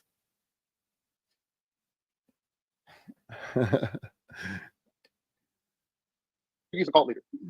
All right. Well, I watched the video the other day of Mark where he was describing what cults were, and I couldn't help but notice that he changed the definition to basically, I think he knows he's a cult leader, and I think he knows that his people are his followers, because he changed the definition of cult to including harm and taking out all the things that resembled what he's got going on. And then I saw him make a claim that when you can change language, that you can basically control people, right? To some degree, yeah, I would say so, sure. So he was controlling language to make people think cults are something other than his group of people. And he happened to... Okay, well, let's look at what a cult is. Cults have... Here's 10 things to look out for in a cult. Absolute authoritarianism without accountability. Is Mark Passio an authoritarian without accountability? Don't really think he fits that category. Not sure. Like, I guess he's held accountable to the people that take his class. Zero tolerance to criticism or questions. I could play devil's advocate here from as a flat earther, because he's like he blocks. Well, first of all, he does block comments on his videos, which he has his reasons for that. He explained it. But he has a zero tolerance for a couple of those subjects. Flat earthers and meatards. Oh yeah. Those are the two things. Flat earth, eat meat. But he still engages on his work is on public platforms. So yeah, you can get to him and actually talk to him and ask him anything you want, really. I don't know how good he takes criticism outside of that, but lack of meaningful financial disclosure regarding budget. Disclosure regarding budget. I don't see why he'd need to disclose his budget with anyone. I mean, he pretty much he gives a lot of disclosure about what he spends his money on and the computer equipment and the high standard he has for his equipment. Yeah, so for sure. But I mean, it seems pretty transparent. Unreasonable fears about the outside world that often involve evil conspiracies and persecutions. While there are, I mean, I don't know, he wouldn't like calling it conspiracies, but there's a lot of out of the mainstream ideas being talked about on his channel. I don't think he has any irrational conspiracies or persecutions happening to him. Did that make any sense? Yeah, like he's not going around being like, I left the Church of Satan and they're after me and I'm getting gang stalked. Like I mean, he says he's getting gang stalked online, basically. Yeah. Which is true, probably, because I get gang stalked online and I'm not big as Mark Passio, so I'm not surprised. I mean, and I see how the anti-Mark Passio guys, I've seen how they are. They're pretty obnoxious, so I could see him getting annoyed by that and that being a reasonable response to the situation. So I don't know. This one, see, number 4, it says unreasonable fears. Now, I don't think it's unreasonable. Who's declaring what's reasonable and unreasonable? Yeah. A belief that former followers are always wrong for leaving and there is never a legitimate reason for anyone else to leave. So leave what would this be like? Okay, like what the One Great Work Network or something, or network? Yeah, I don't think so. There's not enough of a contained community enough, so to speak, for it to sort of like contain a cult, right? You need like a sort of some sort of container. But I guess that would be it. Would be the network would be closest thing I could think of. Which sure, like I think there's people who are involved with the network who are interested in starting their own cults for sure. Yes, And there's a lot of gathering that. up the followers of Mark and Good students point. of natural law to sort of like start a cult. Sure, and it's with the same flavor and a lot of the same words and rhetoric, but I don't know if that applies to Mark. No. Abuse of members. Outside of being a little asleep at the wheel with the moderation and the groups around him, which I could understand after doing this a long time, not wanting to micromanage the smaller aspects of your group, but at the same time, if you want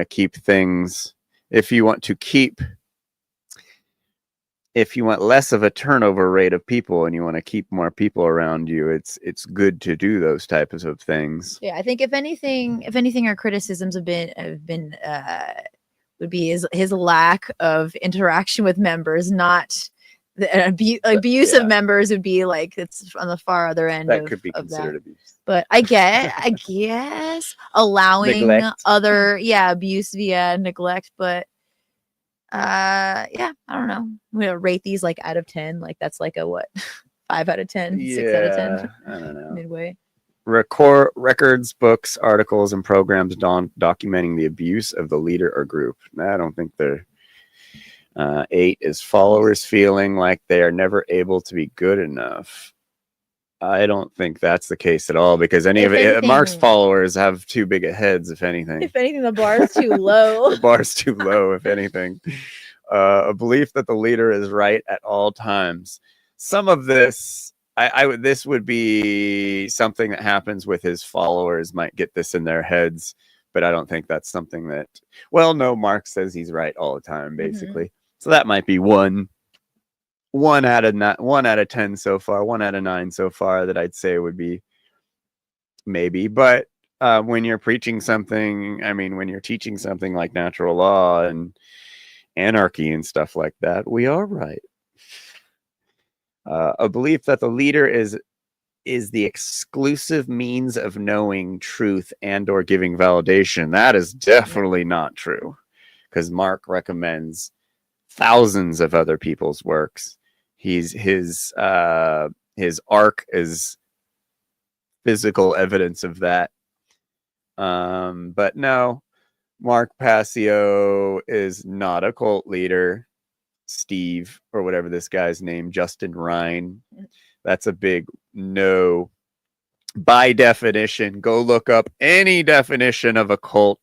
Just like look at it like you're looking up like narcissism. Like narcissists have narcissistic tendencies. It doesn't mean they're narcissists, like you got to look at this situation and be like, okay, there may be a couple of these tendencies here, which you'll find with any group or leader type of person, but the overall amount of the characteristics of a cult member are not there in the least bit. And cult leader are definitely not there. So this whole, he really is a cult leader and he occulted the definition of cult in order to make it seem like he wasn't. This is just some whack ass haterade shit. whack, bro. Include basically everybody on planet Earth except for people who adhere to what his doctrine is. So okay, so what was the claim? What was the claim exactly? What was changed? What was the definition that was changed? It's pretty whack, bro. I don't know exactly what all he changed, but it's pretty said whack, that there has to be it's pretty whack, bro. It's pretty whack, bro. It's pretty whack, bro. Are you confusing the word it's pretty cult with whack, the word bro. occult? Because those are two different things. No. Okay, so You're a fucking cult. Mark actually has a number of videos where he calls people cult members. A number, like for instance, do you eat meat? You're in a fucking cult. Okay, so Mark Passio calls you a cult member, but you got real mad when I called you a cult member. He has a video called "Meat Eaters Are Cult Members." Yes. Well, first off, I never said I agree with absolutely everything he You're said. not in your fucking meat industry, the word carnism, and they claim that it's a propaganda religion. I would say it's a religion if you were to argue the fact that we have to eat meat, and because we've always eaten meat, that we should continue to eat meat and there's no other reason. I can see that. You can kind of turn anything into a religion, though. Like, I don't see eating meat as a religion. It's just something human beings have always done. However, if somebody were to argue that we have to eat meat or or whatever, I could say that could become a religion. Yeah, like anything, though. Like I could say the same thing about veganism or virtually anything else. Like there are people that are religious about Nintendo. No. This is all maybe now, fucking bullshit. Because now he has all these anecdotes of rando Facebook people, strangers who say that all their teeth fell out and their hair fell out, and then they ate an egg. Billy and Carson a steak, said he was going to die. Yeah. Die. Is my voice loud? God, even with these on. Fucking losers! You're in a fucking cult! You're gonna find out that you fucked with the wrong one, boy! We're not in your fucking meat industry. Here's a song for you.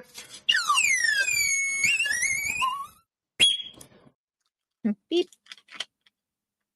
No, I actually hate Nintendo fanboys that only play Nintendo games. You see, I play a wide array of video games. I'm not religious about it. So I could agree with that there are definitely meat eaters that act religious about it. I really eat fish, though, personally. Oh, yeah? But so meat eaters are religious, Justin.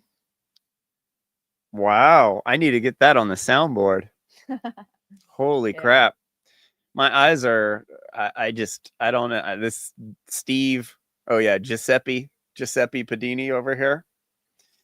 So like younger, smarter, hunkier version.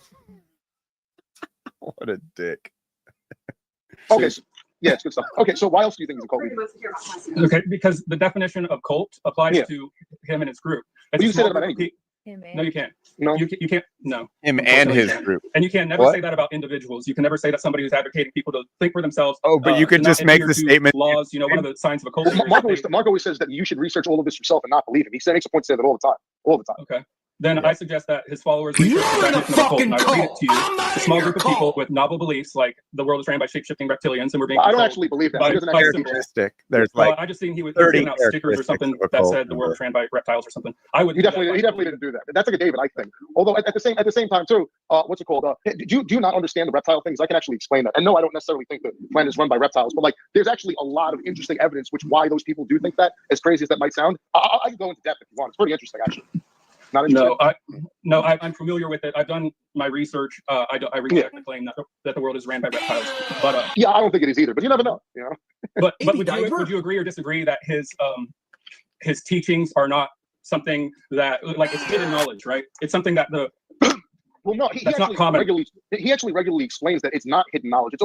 It's been occulted throughout history, that's what like Freemasonry, Kabbalah, Rosicrucianism is. Like if you join a Freemasonic lodge, they'll eventually teach you about some of this information. This information is all for free on the internet. It's in books. It's all over the place. The problem is that the government and these people in power, social engineers, have an agenda to dissuade people from looking into this type of stuff. Kind of like how you just brought up the reptile thing. You didn't really want to hear about it. That would be like for example, when I heard, wait a minute, it's run by reptiles. I was really interested to hear why the hell do you think that? Because I've heard about it. Yeah, I'm open-minded too. I've heard it. Can you tell me a little bit about it? Yeah. Can you tell me a little bit about it? What do you know about it? What do you know about it? Can I talk? Yeah. Obviously, you believe that the world is ran by reptiles, or you arguing with me about it? No. I'm trying to make the point that I don't think you've actually done the research. I think you're using that as a talking point, and I want to know how much you know about that. That way, I know that if you did your homework or not. I don't think the world is run by reptiles. No. Well, do you want to talk about the Anunnaki, or do you want to talk? Sure, I can talk all about them. I love the Anunnaki. I know you can, but I know that we'll go off a lot of rabbit trails, and I want to stick. But that gets into the occult, though. Okay, sure, okay. Okay. I mean, the word cult has the word cult in it, right? Right. So does culture, though. Culture, your cult. Right. That describes everyone alive. Here's what my objective is as an anarchist, is that I want to present the most simple explanation that appeals to the most people so that we can do the most good for the world. And I don't think that what Mark Passio is doing resembles that at all. I think that if I don't like watching long videos. 8 hours long, and I've seen a pile of books. I think nobody in the world nobody in the world is going to be persuaded by this or look into it. So we need a better thing. Like, hey, tens of thousands of people have been persuaded by the 8-hour-long video. Just because you don't like watching 8 hours videos, you're willing to do a 2-hour video with someone about how you don't want to watch an 8-hour video. That's pretty stupid, dude. Yeah, Giuseppe would destroy Justin in a debate. Absolutely. Giuseppe might destroy me in a debate. What were you going to say? That this guy basically said that he's willing to compromise the truth in order to simplify it and get it across to as many people as possible. Which is exactly illustrates the difference between someone who believes morality is objective versus subjective. Because, I mean, why, if knowing someone who fully understands those concepts, if you know the truth, you know it is immoral to dilute it so it's more appealing to more people. Sure, you can mix it in with the arts or appeal to certain niche crowds and stuff, but to like what he just said, that perfectly illustrates his position, though. I mean, it's a good summary. The Larkin Rose position. The appeal to the crowd. I don't want to alienate the crowd, therefore I'm going to change the truth. What does he change the truth about? Huh? Like the vegan thing? The vegan stuff, the space stuff, who knows, whatever he's nonsense he's arguing about.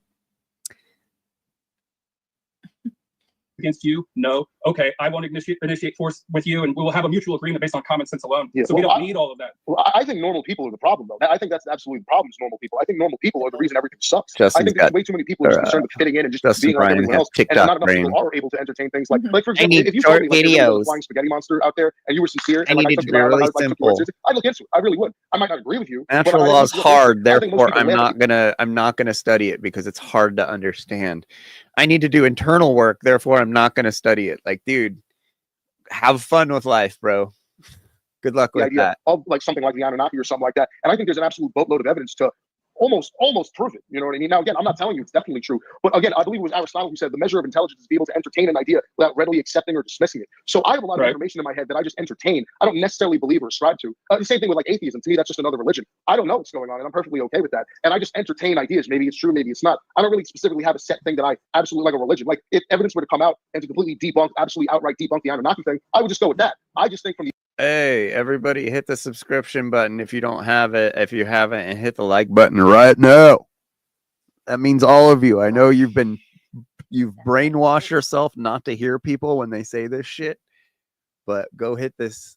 I hit the like button. Hit the like button. I forgot to do it till you mentioned. Yeah, geez. The evidence that I've researched, there's a lot of interesting good evidence for that. So what I'm saying is basically in a nutshell, what I'm saying is I think the problem is the general public who isn't looking, is just concerned with fitting in and being part of the flock, which I'm not. And if you've seen any of my videos, you can probably tell that.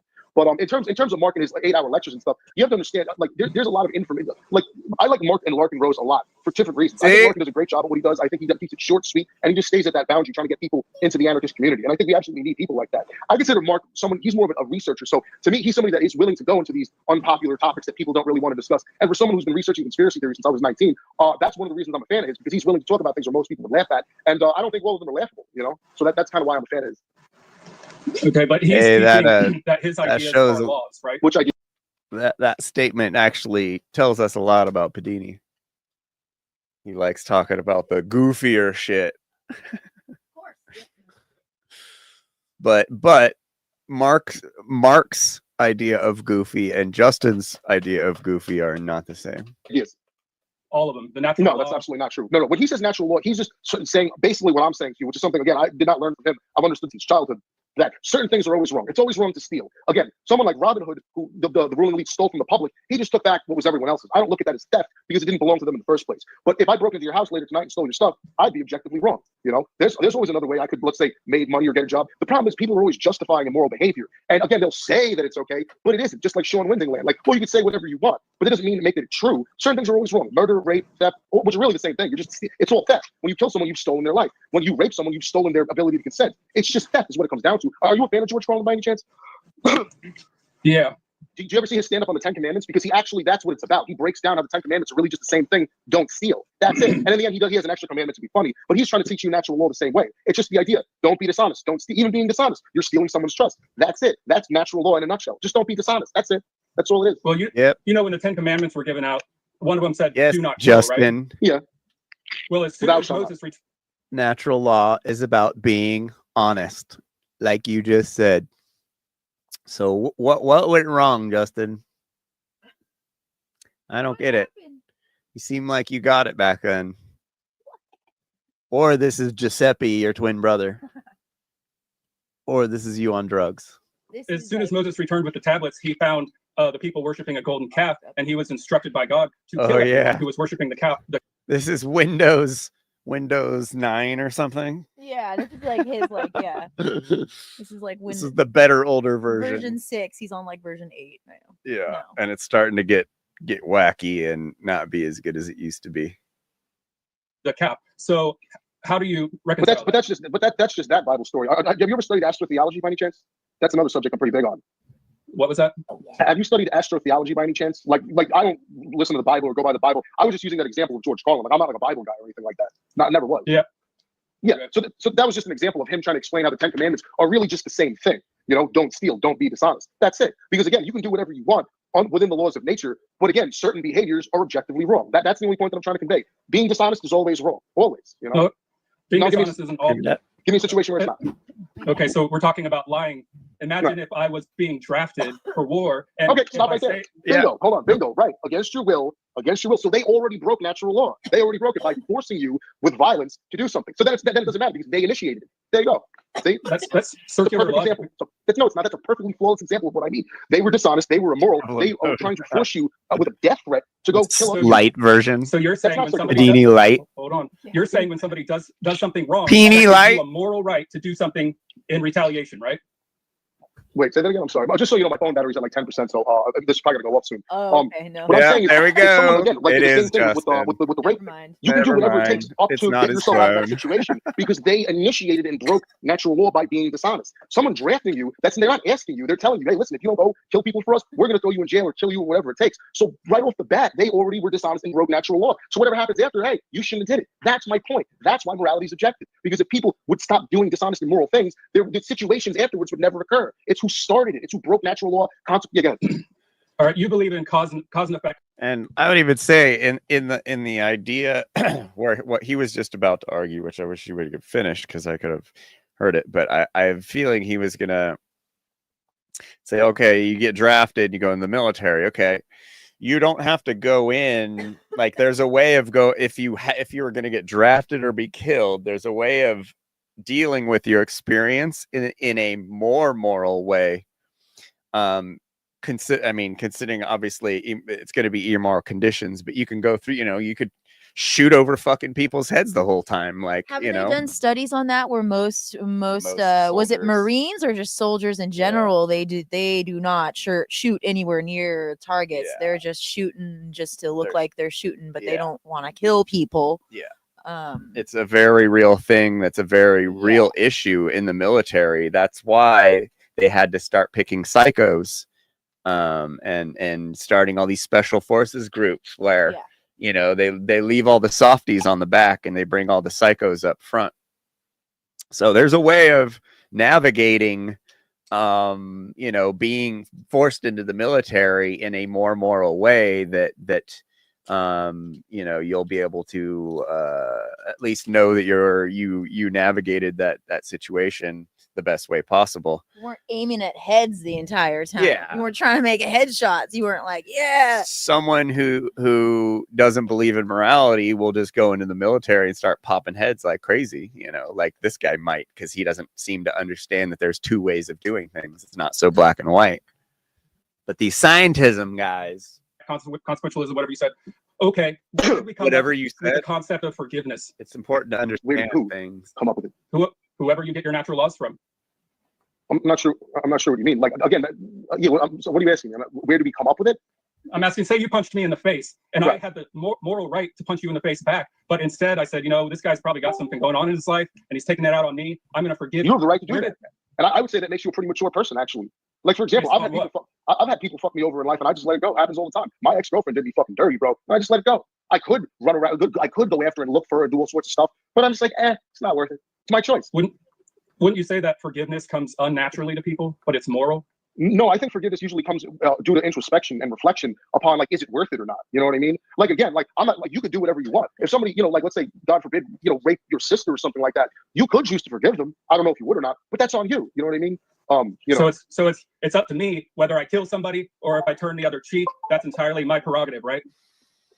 Yeah, again, you're going to say that's subjective, but it doesn't change the fact that they objectively wronged you in the first place, which led you to. Again, I agree, subjective things exist. I'm not trying to say there's no subjectivity. I'm just saying that there are objective rules that are always wrong, and if you go against that, whatever happens, hey, you shouldn't have done that in the first place. That's been my entire point that I've always been saying. You see what I mean?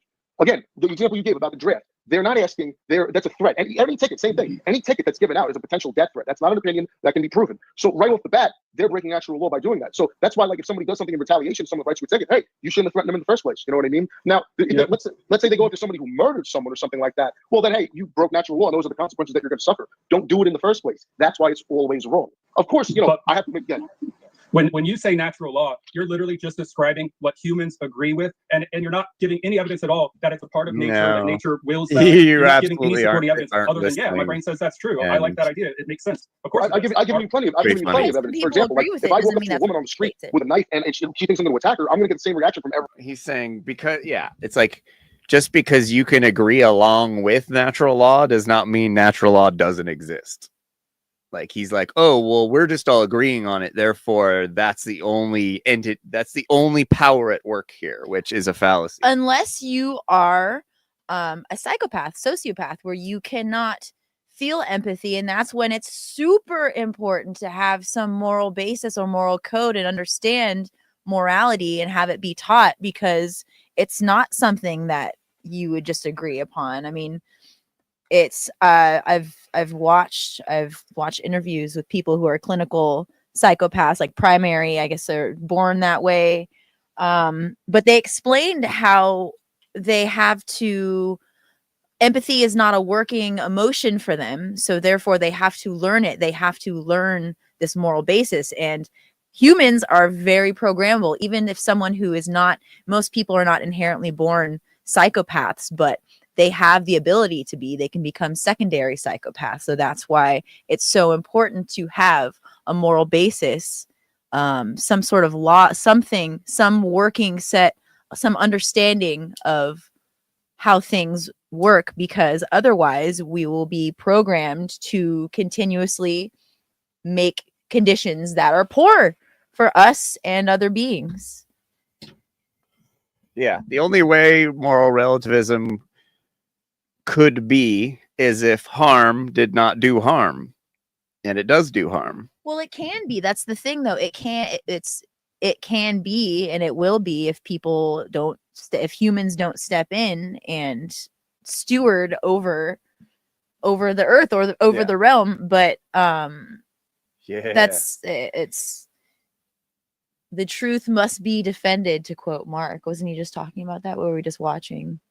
The truth, if nothing is done, the truth, that moral relativism will overtake it. I mean, and that's the easiest way. And moral relativism is the default setting for a person, a human, not doing internal work, shadow work. We need to get we need to get like some big like silver tablespoons to like hold up when you get a super chat now. Yeah, we need to make like a little sound bite. Mr. Tablespoon. Hell yeah. Thanks for the $2. We're putting that towards editing. We have AI editing software, and we pay freaking quite a bit for StreamYard every month, so it helps out every couple bucks it comes through. Thanks, y'all. Every woman, they're not going to like that every single time. It's objectively true. Try it as a social experiment. No, try it. It only applies to subjective beings. It doesn't apply to anything in what's an objective being? Can you define what an objective being is? What's an objective being? It only applies to human beings who have subjective minds, who have feelings, who have preferences, who have thoughts. And that's why it's subjective, because that's the definition of subjective. And it eliminates objectivity as an option, because objectivity only applies to facts. Yes, but again, there are objective. See, this is what you don't seem to be getting. There are objective truths that exist that are always the same. They're just always the same. I understand. I'm going to use my perception with some. Correct, Bracky. Democracy is 2 wolves and a sheep voting on what's for dinner. Democracy is who gets bombed. The crowd, two-thirds of the people deciding to bomb the last third. That doesn't sound like a great idea at all, and it's fun. That's one fun thing to.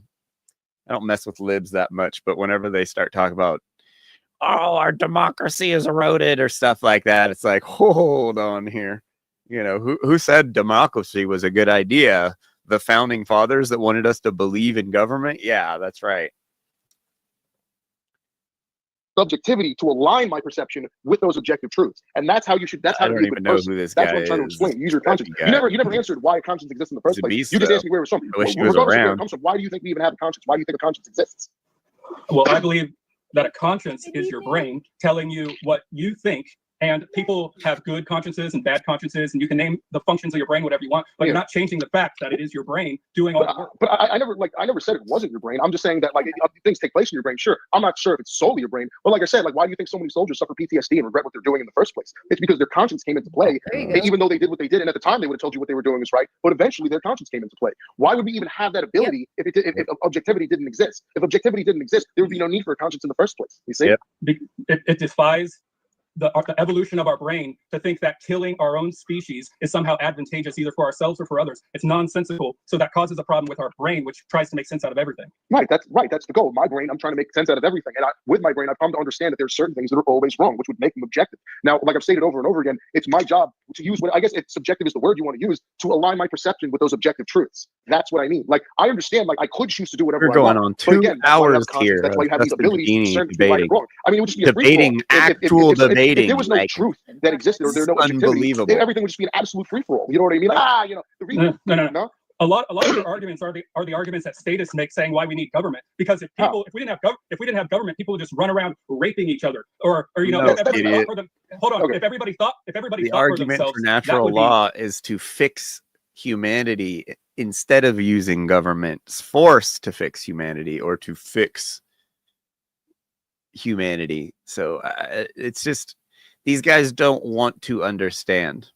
It shows how teachable this guy is. He's not open to these things, therefore he's never going to understand it. And that's why I rarely get into it when they end up on my show, because they're just not trying.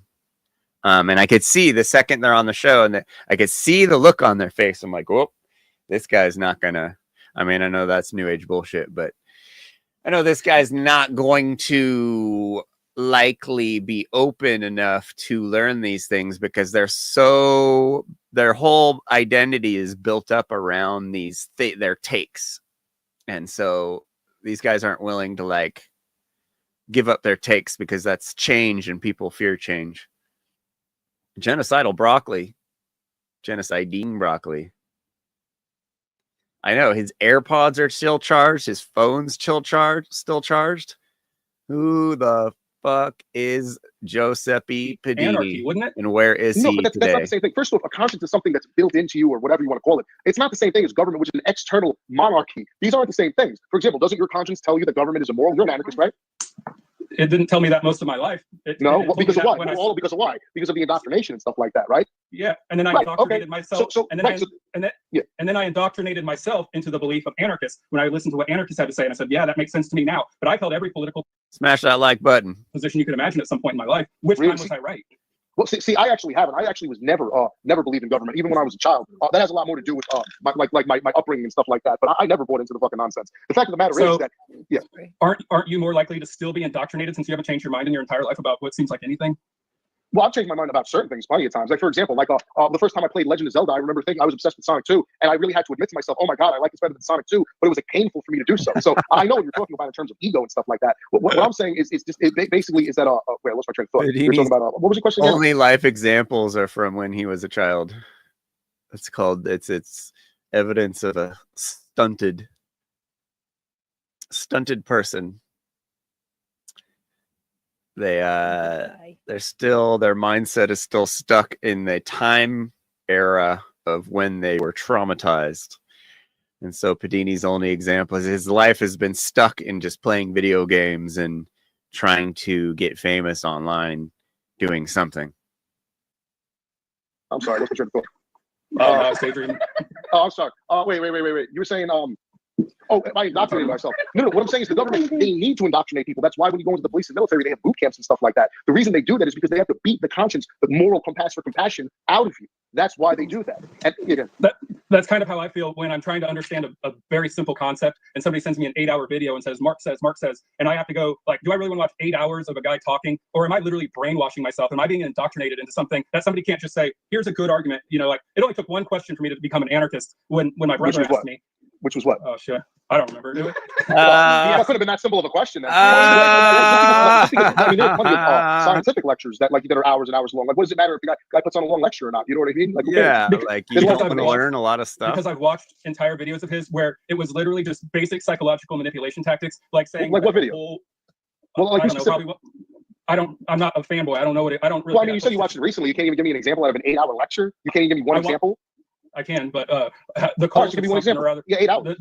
The most dangerous cult or something. I don't know. I get them all confused. I'm not a fanboy. Like I said, the most dangerous superstition, which is Larkin Rose. So that's I'm just wanting an example of what you're talking about.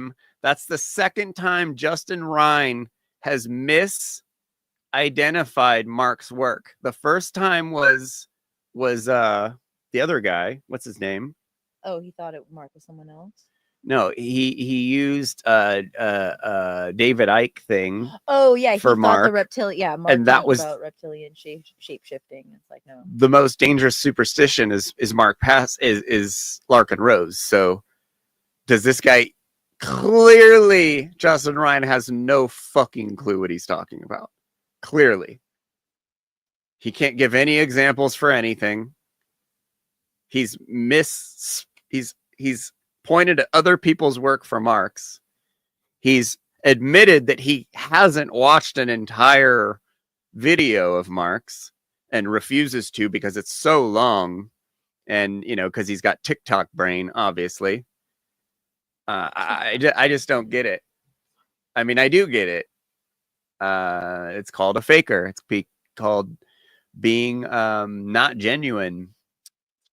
It's not very I don't know. We're all in this guy's shoes. I remember being like this. Took me fucking 15 years to watch the Mark Passio Natural Law Seminar. Like I said, you just said they're 8-hour lectures and you recently watched them. You can't even give me one example. Like, all right, that seems a little far-fetched.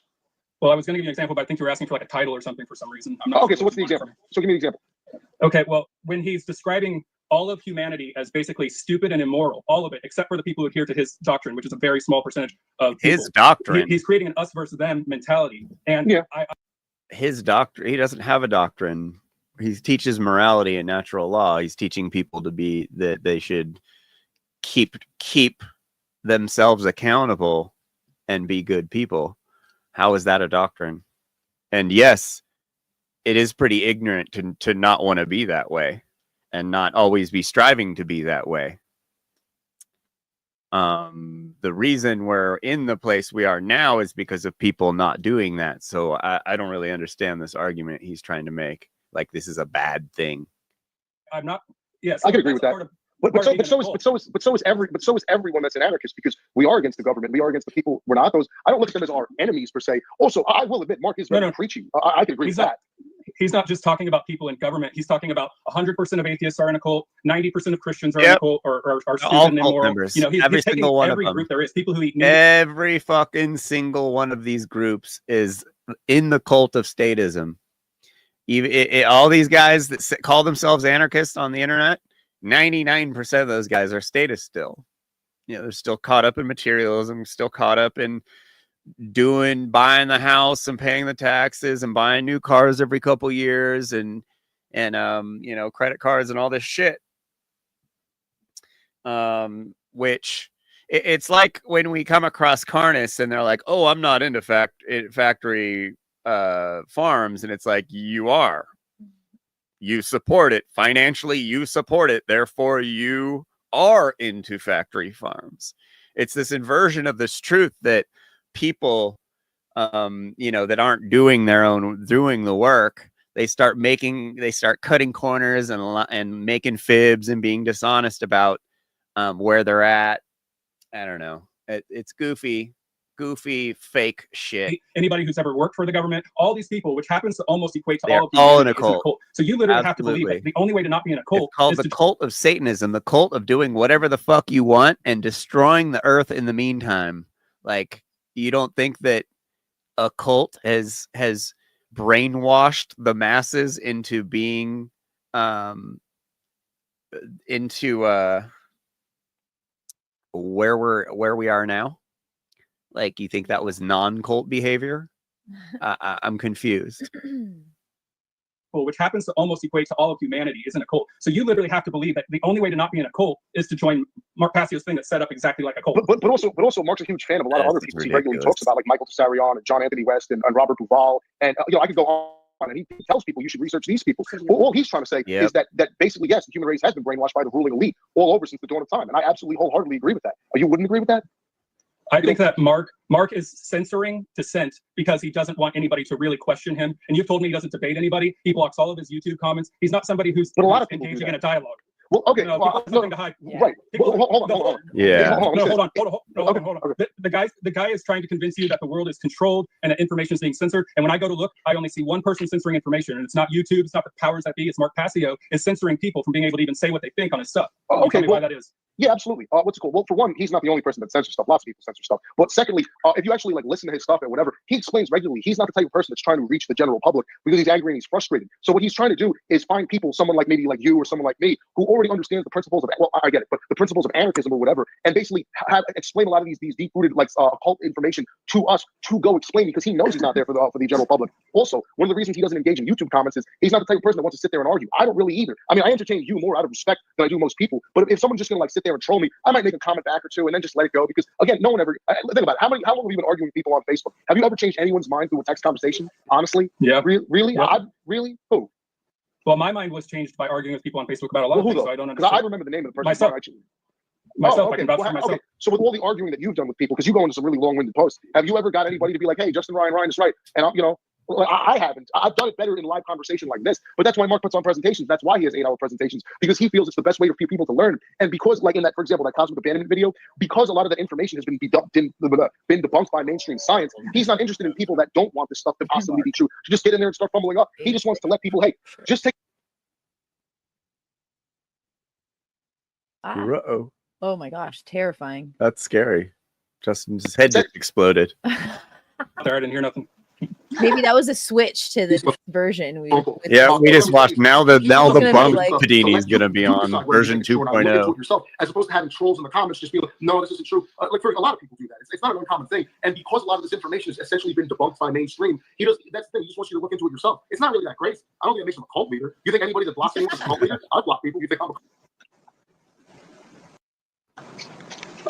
You're cutting out a lot, but I think anybody who blocks everybody is trying to sell somebody some bullshit. But he doesn't block everybody. I like 1,000 mutual friends. He doesn't block everyone. He just blocked you because you came at him. Because of the way you came at him. No, he blocks everybody on YouTube because he doesn't block his followers, or he wouldn't be a good cult leader. That's my point. No, he blocks he blocks comments. Anybody can watch it. Why? Well, I just told you, because he doesn't want. He wants people to make the decisions themselves without having people that take the cosmic abandonment video, right? Can you hear me? Yeah. Okay. Take that cosmic abandonment video, right? That's the thing about the Anunnaki, right? Mainstream will debunk the shit out of that, right? But if you look into like Robert Duvall, John Anthony West, Brian Forrester, J.J. Ainsworth, and many other people, they'll tell you it's true. Now, the fact of the matter is, because mainstream isn't interested in that type of information, he doesn't want people that just don't even want to entertain this for a moment, kind of like you seen earlier with the reptile thing, to just come and be like, oh, it's all bullshit. He just wants to let people make up their own minds for themselves. And I don't really see anything wrong with that. That's not personally how I do it. Yeah, but again, I don't see anything wrong with he's that. not entitled to do that. Why not? Because the truth doesn't blush. And if you have something true and you want to share it with the world, you don't censor the world from accessing it, and you don't make an us versus them, where 2% of the entire world versus everybody else, and they wind up thinking they're smarter than 98% of the world. And all these elitist things. So newspapers are censoring signs that you're in a cult. You don't can't leave comments. You know what I mean? Yeah. Okay. Do you consider Larkin Rose a cult leader too? Because I know he's blocked a few people. It's definitely a part of it. Do you consider Larkin a cult leader too? Well, I know a few people that Larkin Rose blocked. Do you consider him a cult leader too? Or is it just I don't consider blocking people. I think Larkin's proving that he's trying to get his message out to everyone in the world. I think that's the difference between Mark Passio and Larkin Rose. And right. Other differences. But Mark is too. He posts these videos publicly. He just doesn't want people fighting in the comments. I was on a conference call because I'm one of the admins of one of his groups, and he was going off about all the infighting in one of his own groups about all this nonsense. It's just to avoid people bickering and fighting, and just let the video and the information let people decide based off of that. It's not really that complicated, and I kind of agree with a simple pea-brained Larkin Rose type. Like, oh, I need the most basic. I need the most basic principles repeated to me for the rest of my life. I can't learn anything new. I need the most basic stuff repeated in 1,000 different ways, telling me that I don't need to do anything on the inside and that it's all government. You just gotta, it's all government's fault. You just gotta, you know, just like work against the government. Like, give me a break. It's fucking half-ass bullshit. With it to some degree. Fake Again, truthers. Maybe that's why the Fake powers that be truthers. censor our information just to keep us from bickering. But that would be one of the arguments that they use. Actually, Metal Gear Solid 2 actually brought that up. Yeah. But you recognize that government is a cult, right? The belief in government. Yeah. I mean, sure. I guess we could use that word. Yeah, absolutely. Why not? Sure. Okay, so when I say Mark is a cult leader for doing the exact same thing the government does, where's the disconnect? Because Mark isn't making violent threats if I don't listen to him. It's going to come to my house and take all my stuff or anything like that. You know what I mean? So right. But he's putting out information, and if you like it, great. Don't worry. By taking the comments off of his YouTube, he's doing the same thing government is. Wow, that's what we call a slippery slope, right? Something like that. I thought that made him a cult member. Yeah. Worry about it. Like, here's what I would recommend that you do, right? Because again, like the way you initially interacted with the guy, clearly he's just gonna be like, I don't have any time for this guy. If you said made like a short video, so Justin, one minute long video. Justin got blown off by Mark, and so Justin hates Mark. So the truth comes out. Mark didn't spend the time to explain something to him all nicely and with his fucking new age grin on. And so Justin his feels got hurt that Mark didn't respect Justin for Justin's Facebook posts that he makes with his obvious half-ass takes on things. If he thinks that Larkin Rose has more substance than fucking Mark Passio, give me a fucking break. Asking him to address what you're saying, he probably would. But like, again, you came with condescending, saying he's in a cult, making a picture, tagging me, saying he's my handler. No, I mean, you did though. Like, why don't you try another way? You know, maybe that way. The guy, he's a pissed off, angry guy. What do you want me to tell you? You know what I mean? And that's how he comes off. So maybe he's not willing to entertain people he considers trolls. I mean, is that crazy? Doesn't seem that crazy to me. No, but his method of using psychological manipulation is. I called him a cult leader because he is a cult leader. What was the manipulation? He's not a cult leader. By definition, not a cult leader. When he says that you're immoral if you don't agree with his opinion, and you're this dude's been up here talking about I need proof this whole time, yet has not proved by the definition of cult leader that Mark is a cult leader. Just because he censors his YouTube doesn't make him a cult leader. And all the things that this dude has said so far about Mark's message is completely bullshit. That's not what Mark's trying to say. He's not trying to say there's only one truth and he's the gatekeeper of it. Give me a fucking break. You clearly, and these are all these guys, all these anti-Mark Passio guys, they all act the same way. They're just butthurt that they're not the one getting the attention. But a lot of people say that. You said that too. On natural law, if you don't believe that nature has a law, and by the way, when a leader of a cult says whatever he thinks, he calls it a law every time. Why is that? There is no evidence for natural law. But that's the thing. He didn't make or coin the term natural law. It's an ancient thing. He redefined it because I read you what natural law was in the dictionary, and it wasn't anything. Just like when he just defined what a cult was, it wasn't anything like the dictionary definition. Right. The only thing you read was that killing is not in line with natural law. That's the only thing you read. You didn't define anything that Mark said. You didn't even. This dude's completely Pediniing right now. Oh no, but I showed you all the evidence. It's on the internet. Just go find it. You know, dictionaries have different definitions, right? I grew up on Webster Street, so yeah. Okay, well there you go. Right, and they all have Mark Passio's picture in them. No, I didn't. Well, I'd like to see that. That's kind of interesting. But yeah, dictionaries, they have lots of definitions, things that we find over time. He also said, and I personally don't really like drinking. I prefer consequentialism. Your brain goes to mush when you That's drink, really all it is. The problem with saying natural law, people keep talking about the Darwinian theory of evolution, which is not. So I actually think Mark should probably stop calling it natural law personally. But again, that's on his decision. And I don't think he's going to block me or anything for that either. When it comes to morals, you can't actually follow laws and call yourself moral, because if you're doing something because it's a law, it's not coming from you or your heart. So no, that's the thing. I actually don't really like the term law either. You know what I mean? Because like I said, like the same thing with what we were talking about earlier. I don't think law is like the greatest word because it gets confusing. I'm just saying, like I've said over and over again, there's certain behaviors that are always wrong. You want to call them laws? Great. I don't really care what you call them. I just recognize there are certain things that are always immoral, and I avoid doing those things. And that's all he's trying to say. And that's all a lot of us are trying to say, is that you should never rape people. You should never be dishonest. Do the best you can to avoid those things. That's really, you want to his message simply? That's it. Just don't be a dick. That's you know what I mean? absolutely what Again, his message is. People have trouble. People have trouble understanding. This is why he goes into such depth and detail in a lot of these presentations and stuff. So again, sure. Why exactly do I have to quit being a dick when Mark's 10 times a dick I am? I'm confused as to why I can't be a dick to the guy who's a dick to everybody. Oh no, you absolutely because can. you're That's not your a right to do dick. that, but it's also his You're right to a block dick, I agree. and you're uneducated and ignorant.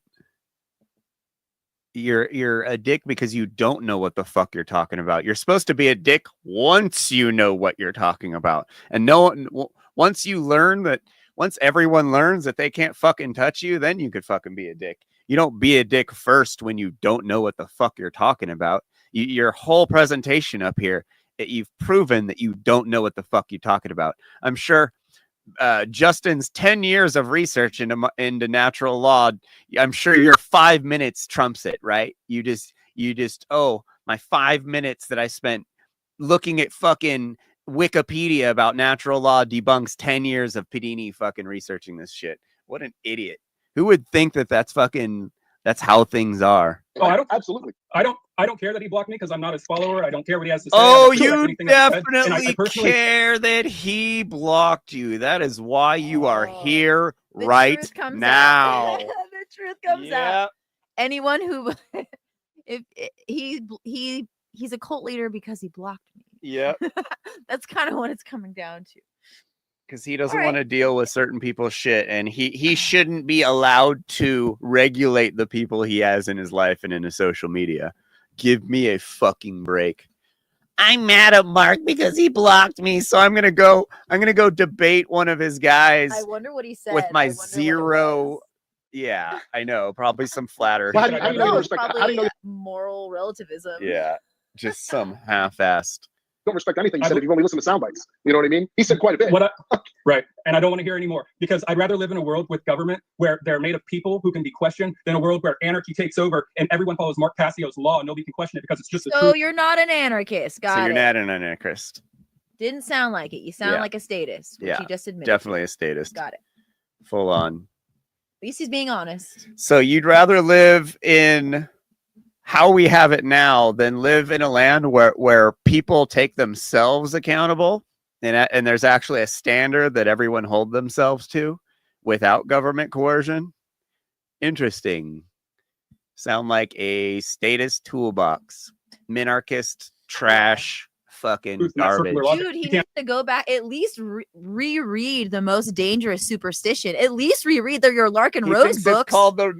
He called it something else. Yeah. The most dangerous fucking. No, he doesn't even remember the title. He doesn't remember anything. You got to go back to the basics. Yeah.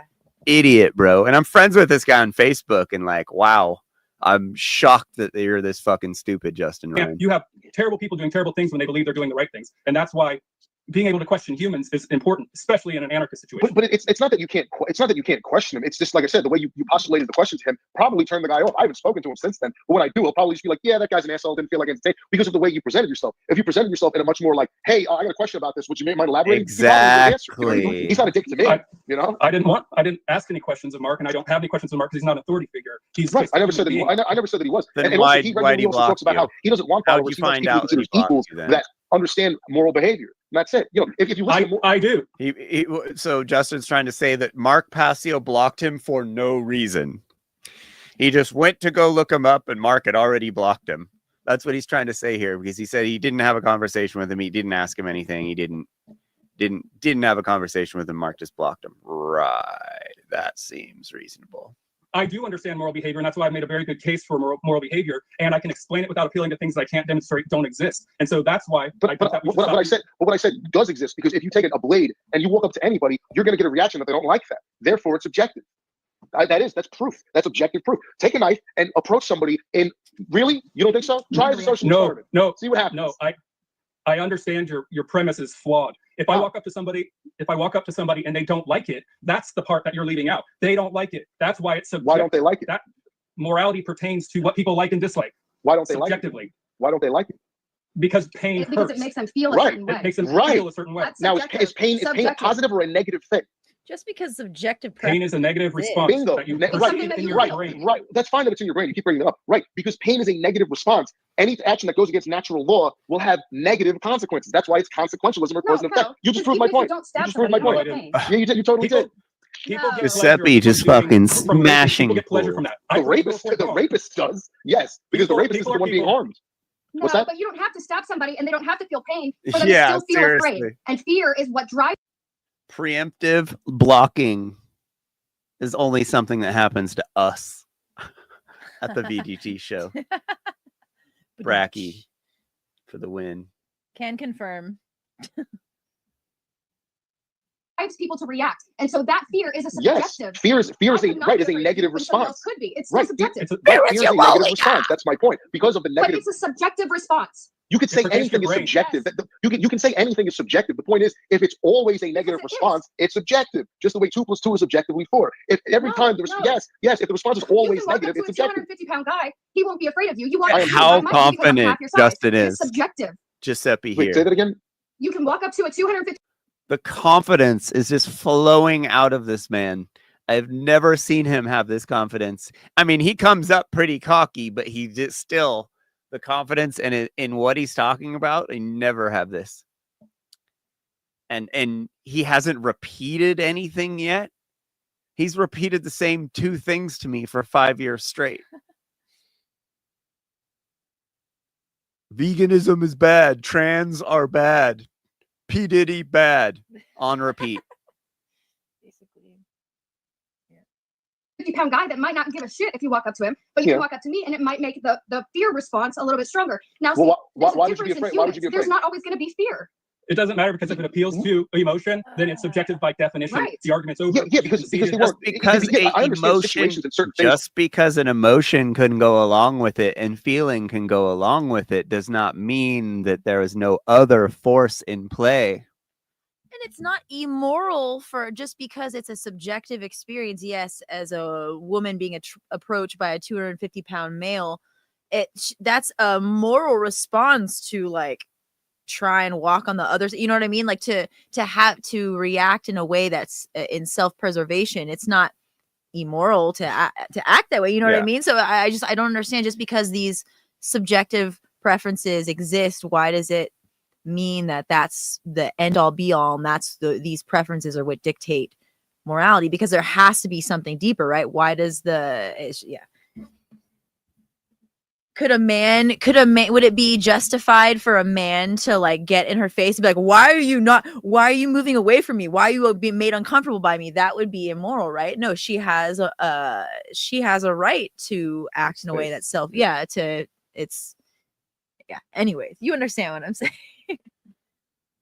Apply, like for example, if I walked up to a 120-pound girl in a dark alley as opposed to walk up to a 300-pound weightlifter, I think my shit's gonna die. It's pretty damn subjective. Yeah, in that situation, but I didn't threaten anybody. No, just because hold on. Just because the girl is paranoid that something bad might happen because she knows she's not able to defend herself doesn't mean that's not immoral. That's just her situation. The action is what makes it immoral. You can be paranoid. I mean, there's plenty of paranoid people. I can guarantee you, I'm going to defend myself. Yeah, I'm sorry. What was that? What was that? I said, if a guy that's twice my size walks up to me in a dark alley, I can guarantee you, if they walk up too fast, I'm going to try and defend myself. And here's the reason why. And you should. Because it's not paranoid. That's ruling out anybody's. Well, what are you doing in a dark alley in the first place? What are you doing? What's going on? You don't want to learn. In the first place, my God, did you just use the rate validation? Justin could say there's nothing in the world that Justin could say that would change these two's minds.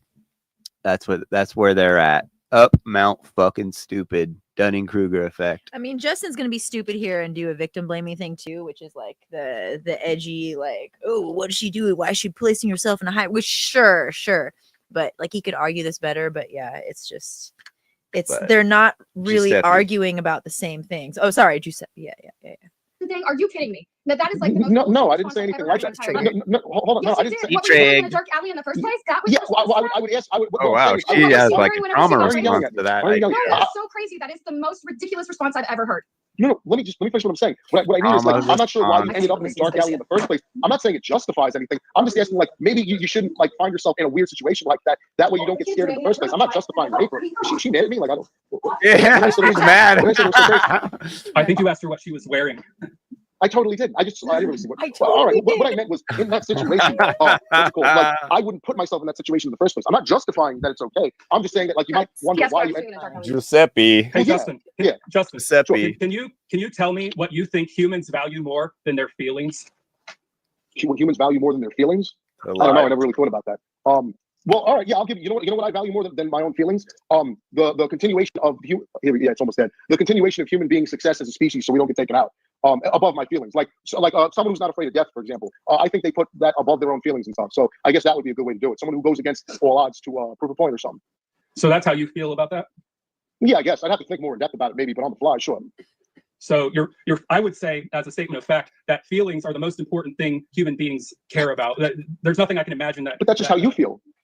Right, exactly. Right. And it's just how all of us feel. Right. And that is how are we supposed to figure things out without using our own senses? Yeah, these are some roundabout ways of getting to these conclusions they're taking. I mean, I just can't. I don't think that he's even capable of having a conversation because of the fact that he could say, "What are you doing in the dark alley in the first place?" Says the lady who stood up and ran away and screamed and yelled. Holy shit! Please don't yell at me.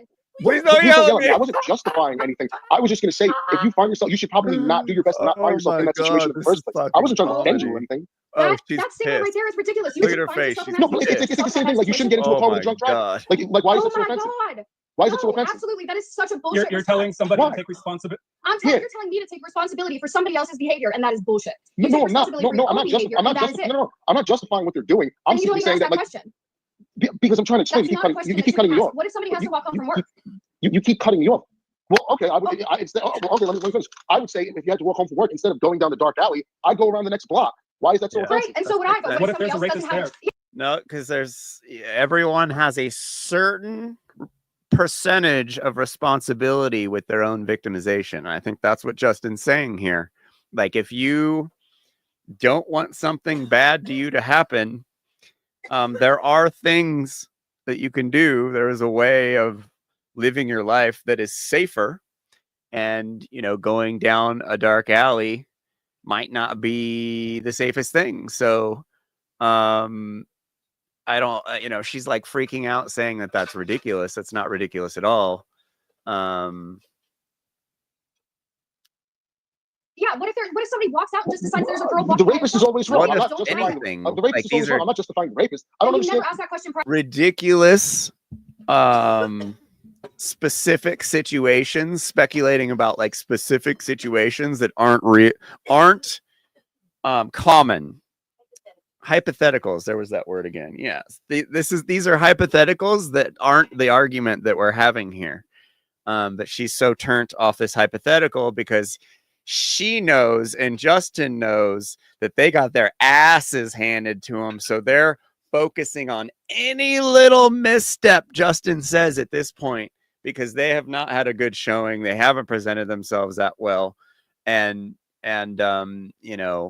the fact that they're getting angry now is very telling, because Giuseppe's been fucking completely controlled the whole time, which is just shocking. That's bullshit. That's like asking a girl that got raped, well, what were you wearing? Well, why were you there? That is a bullshit response, and it doesn't give. That's not what I'm away from people. That's not what I'm trying to say. Dangerous about your thoughts. No. You can ask that question. You won't even let me talk. You can say to a girl, you won't even let me talk. I'm not justifying it. I'm just simply saying that. Somebody raping you. Listen, I'm just saying that. Listen, if there's a drunk driver, you probably shouldn't get in the car with them. It doesn't make it okay if they crash and you get hurt. Just the same way that if you walk down a dark alley and get raped, it's not. I'm not saying it's okay. I'm just saying that you might want to avoid walking down dark alleys. You might want to avoid getting cars with drunk drivers. That's not offensive. It makes perfect sense. Right, that's all I'm saying. Oh shit, Justin's bummed. He's all, oh, she's getting her ass handed to her. That you might not want to do that, but on the off chance that you do have to, or that why would you have to live in a home? What situation? Give me a situation where you have to. Sorry, lady. Little kids have to live in a home with a parent that abuses them. This shit happens. That's a different situation. You have less control when you're a child living at home. You're gonna do that? And walking down if you kill somebody after that, you're going to say, well, it was kind of your fault. You shouldn't have killed that person. And I never was. I was never trying to say that. That's not logical. I was never trying to say that. You're like harping on this point. All I'm saying is that, again, if you see a dark alley, you should avoid. I don't even know how we got into this. It was just like something I said. Like, I'm not. Brought it up. Well, all right. Well, regardless, because fear is a response. Fear is a response. The point isn't okay. The point isn't the dark alley. I'm just saying that you shouldn't rape people. It's wrong. However, if you can avoid putting yourself in a situation with rapists around, it would probably be better. Fear is not go up to a cliff and step right on the edge. That is a natural response that almost any sentient being has to that situation. And it's not something we learn from TV or school. Best to avoid. How do you know? Do rapists wear a name tag?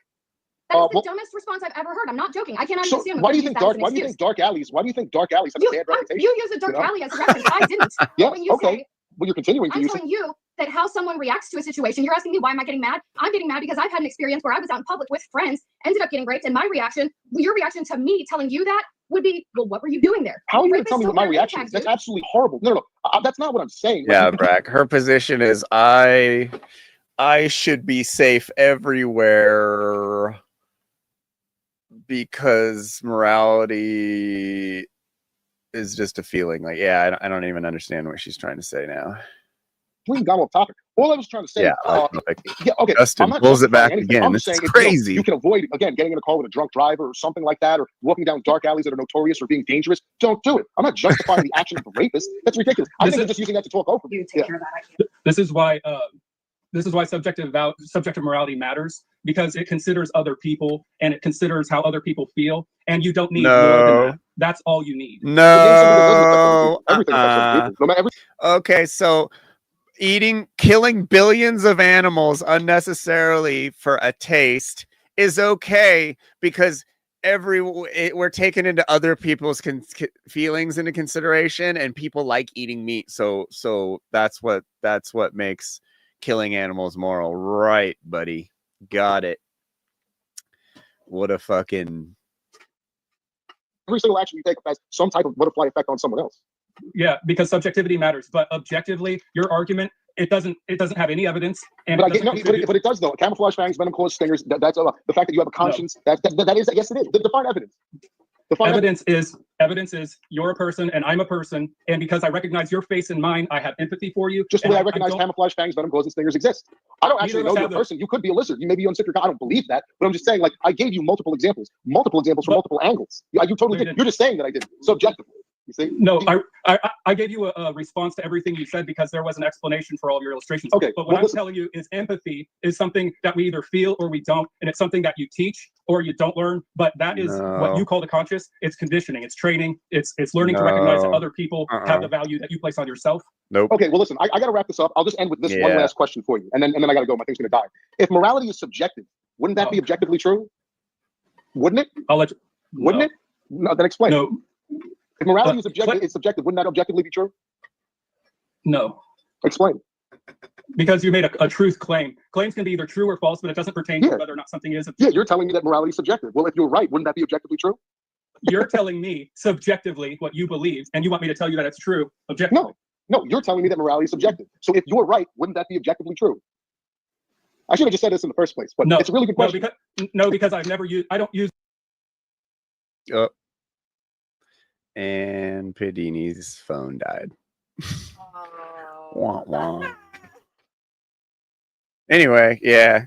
So I don't know who this Giuseppe guy is, but I want Giuseppe back because he was a ally to the movement and an ally to real truth. And this other guy we have is just leading people astray. Bring him back.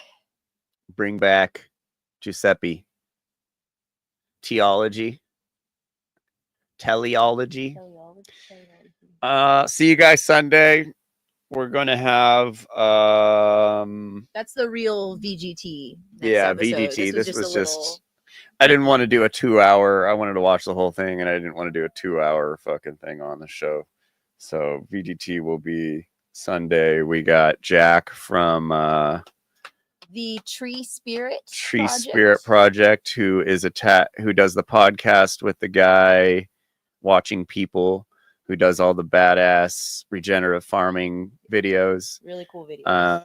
Check them out. There's some crazy shit going on in California we're gonna learn about when he comes here.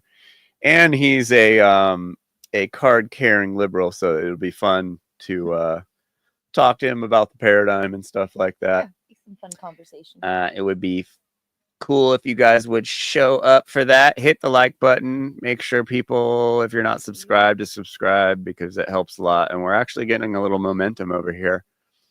If you go look at the last 20 videos, they're getting more views than we've been getting. Yeah. And then David Rams is going to be coming up soon. Still trying to get Durian Rider. And then hopefully Allie will be doing her show soon. I think she's got a girls show she's going to be doing. Which might be pretty dope. Easy now. It didn't authorize that information being leaked, but yeah, it's true.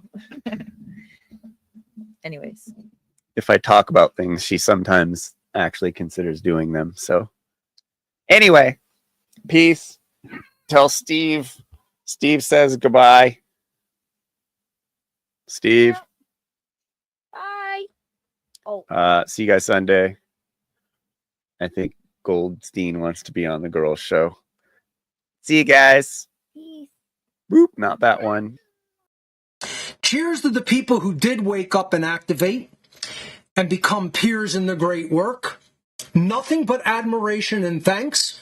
And this forced shadow work has not been for you. It has been for those who did not respond to the fucking call of freedom. And you guys already know that. I don't even need to repeat that. But I will say with my Vienna lager here, cheers to the people who really did the great work. The ones who really activated, the ones who spoke out, the ones who put the message of freedom publicly out into the world through the creation, the creative expression that came from within themselves to publish and communicate it to those in need of that knowledge. You're my brothers and sisters, and you're my peers in the great work, and thank you.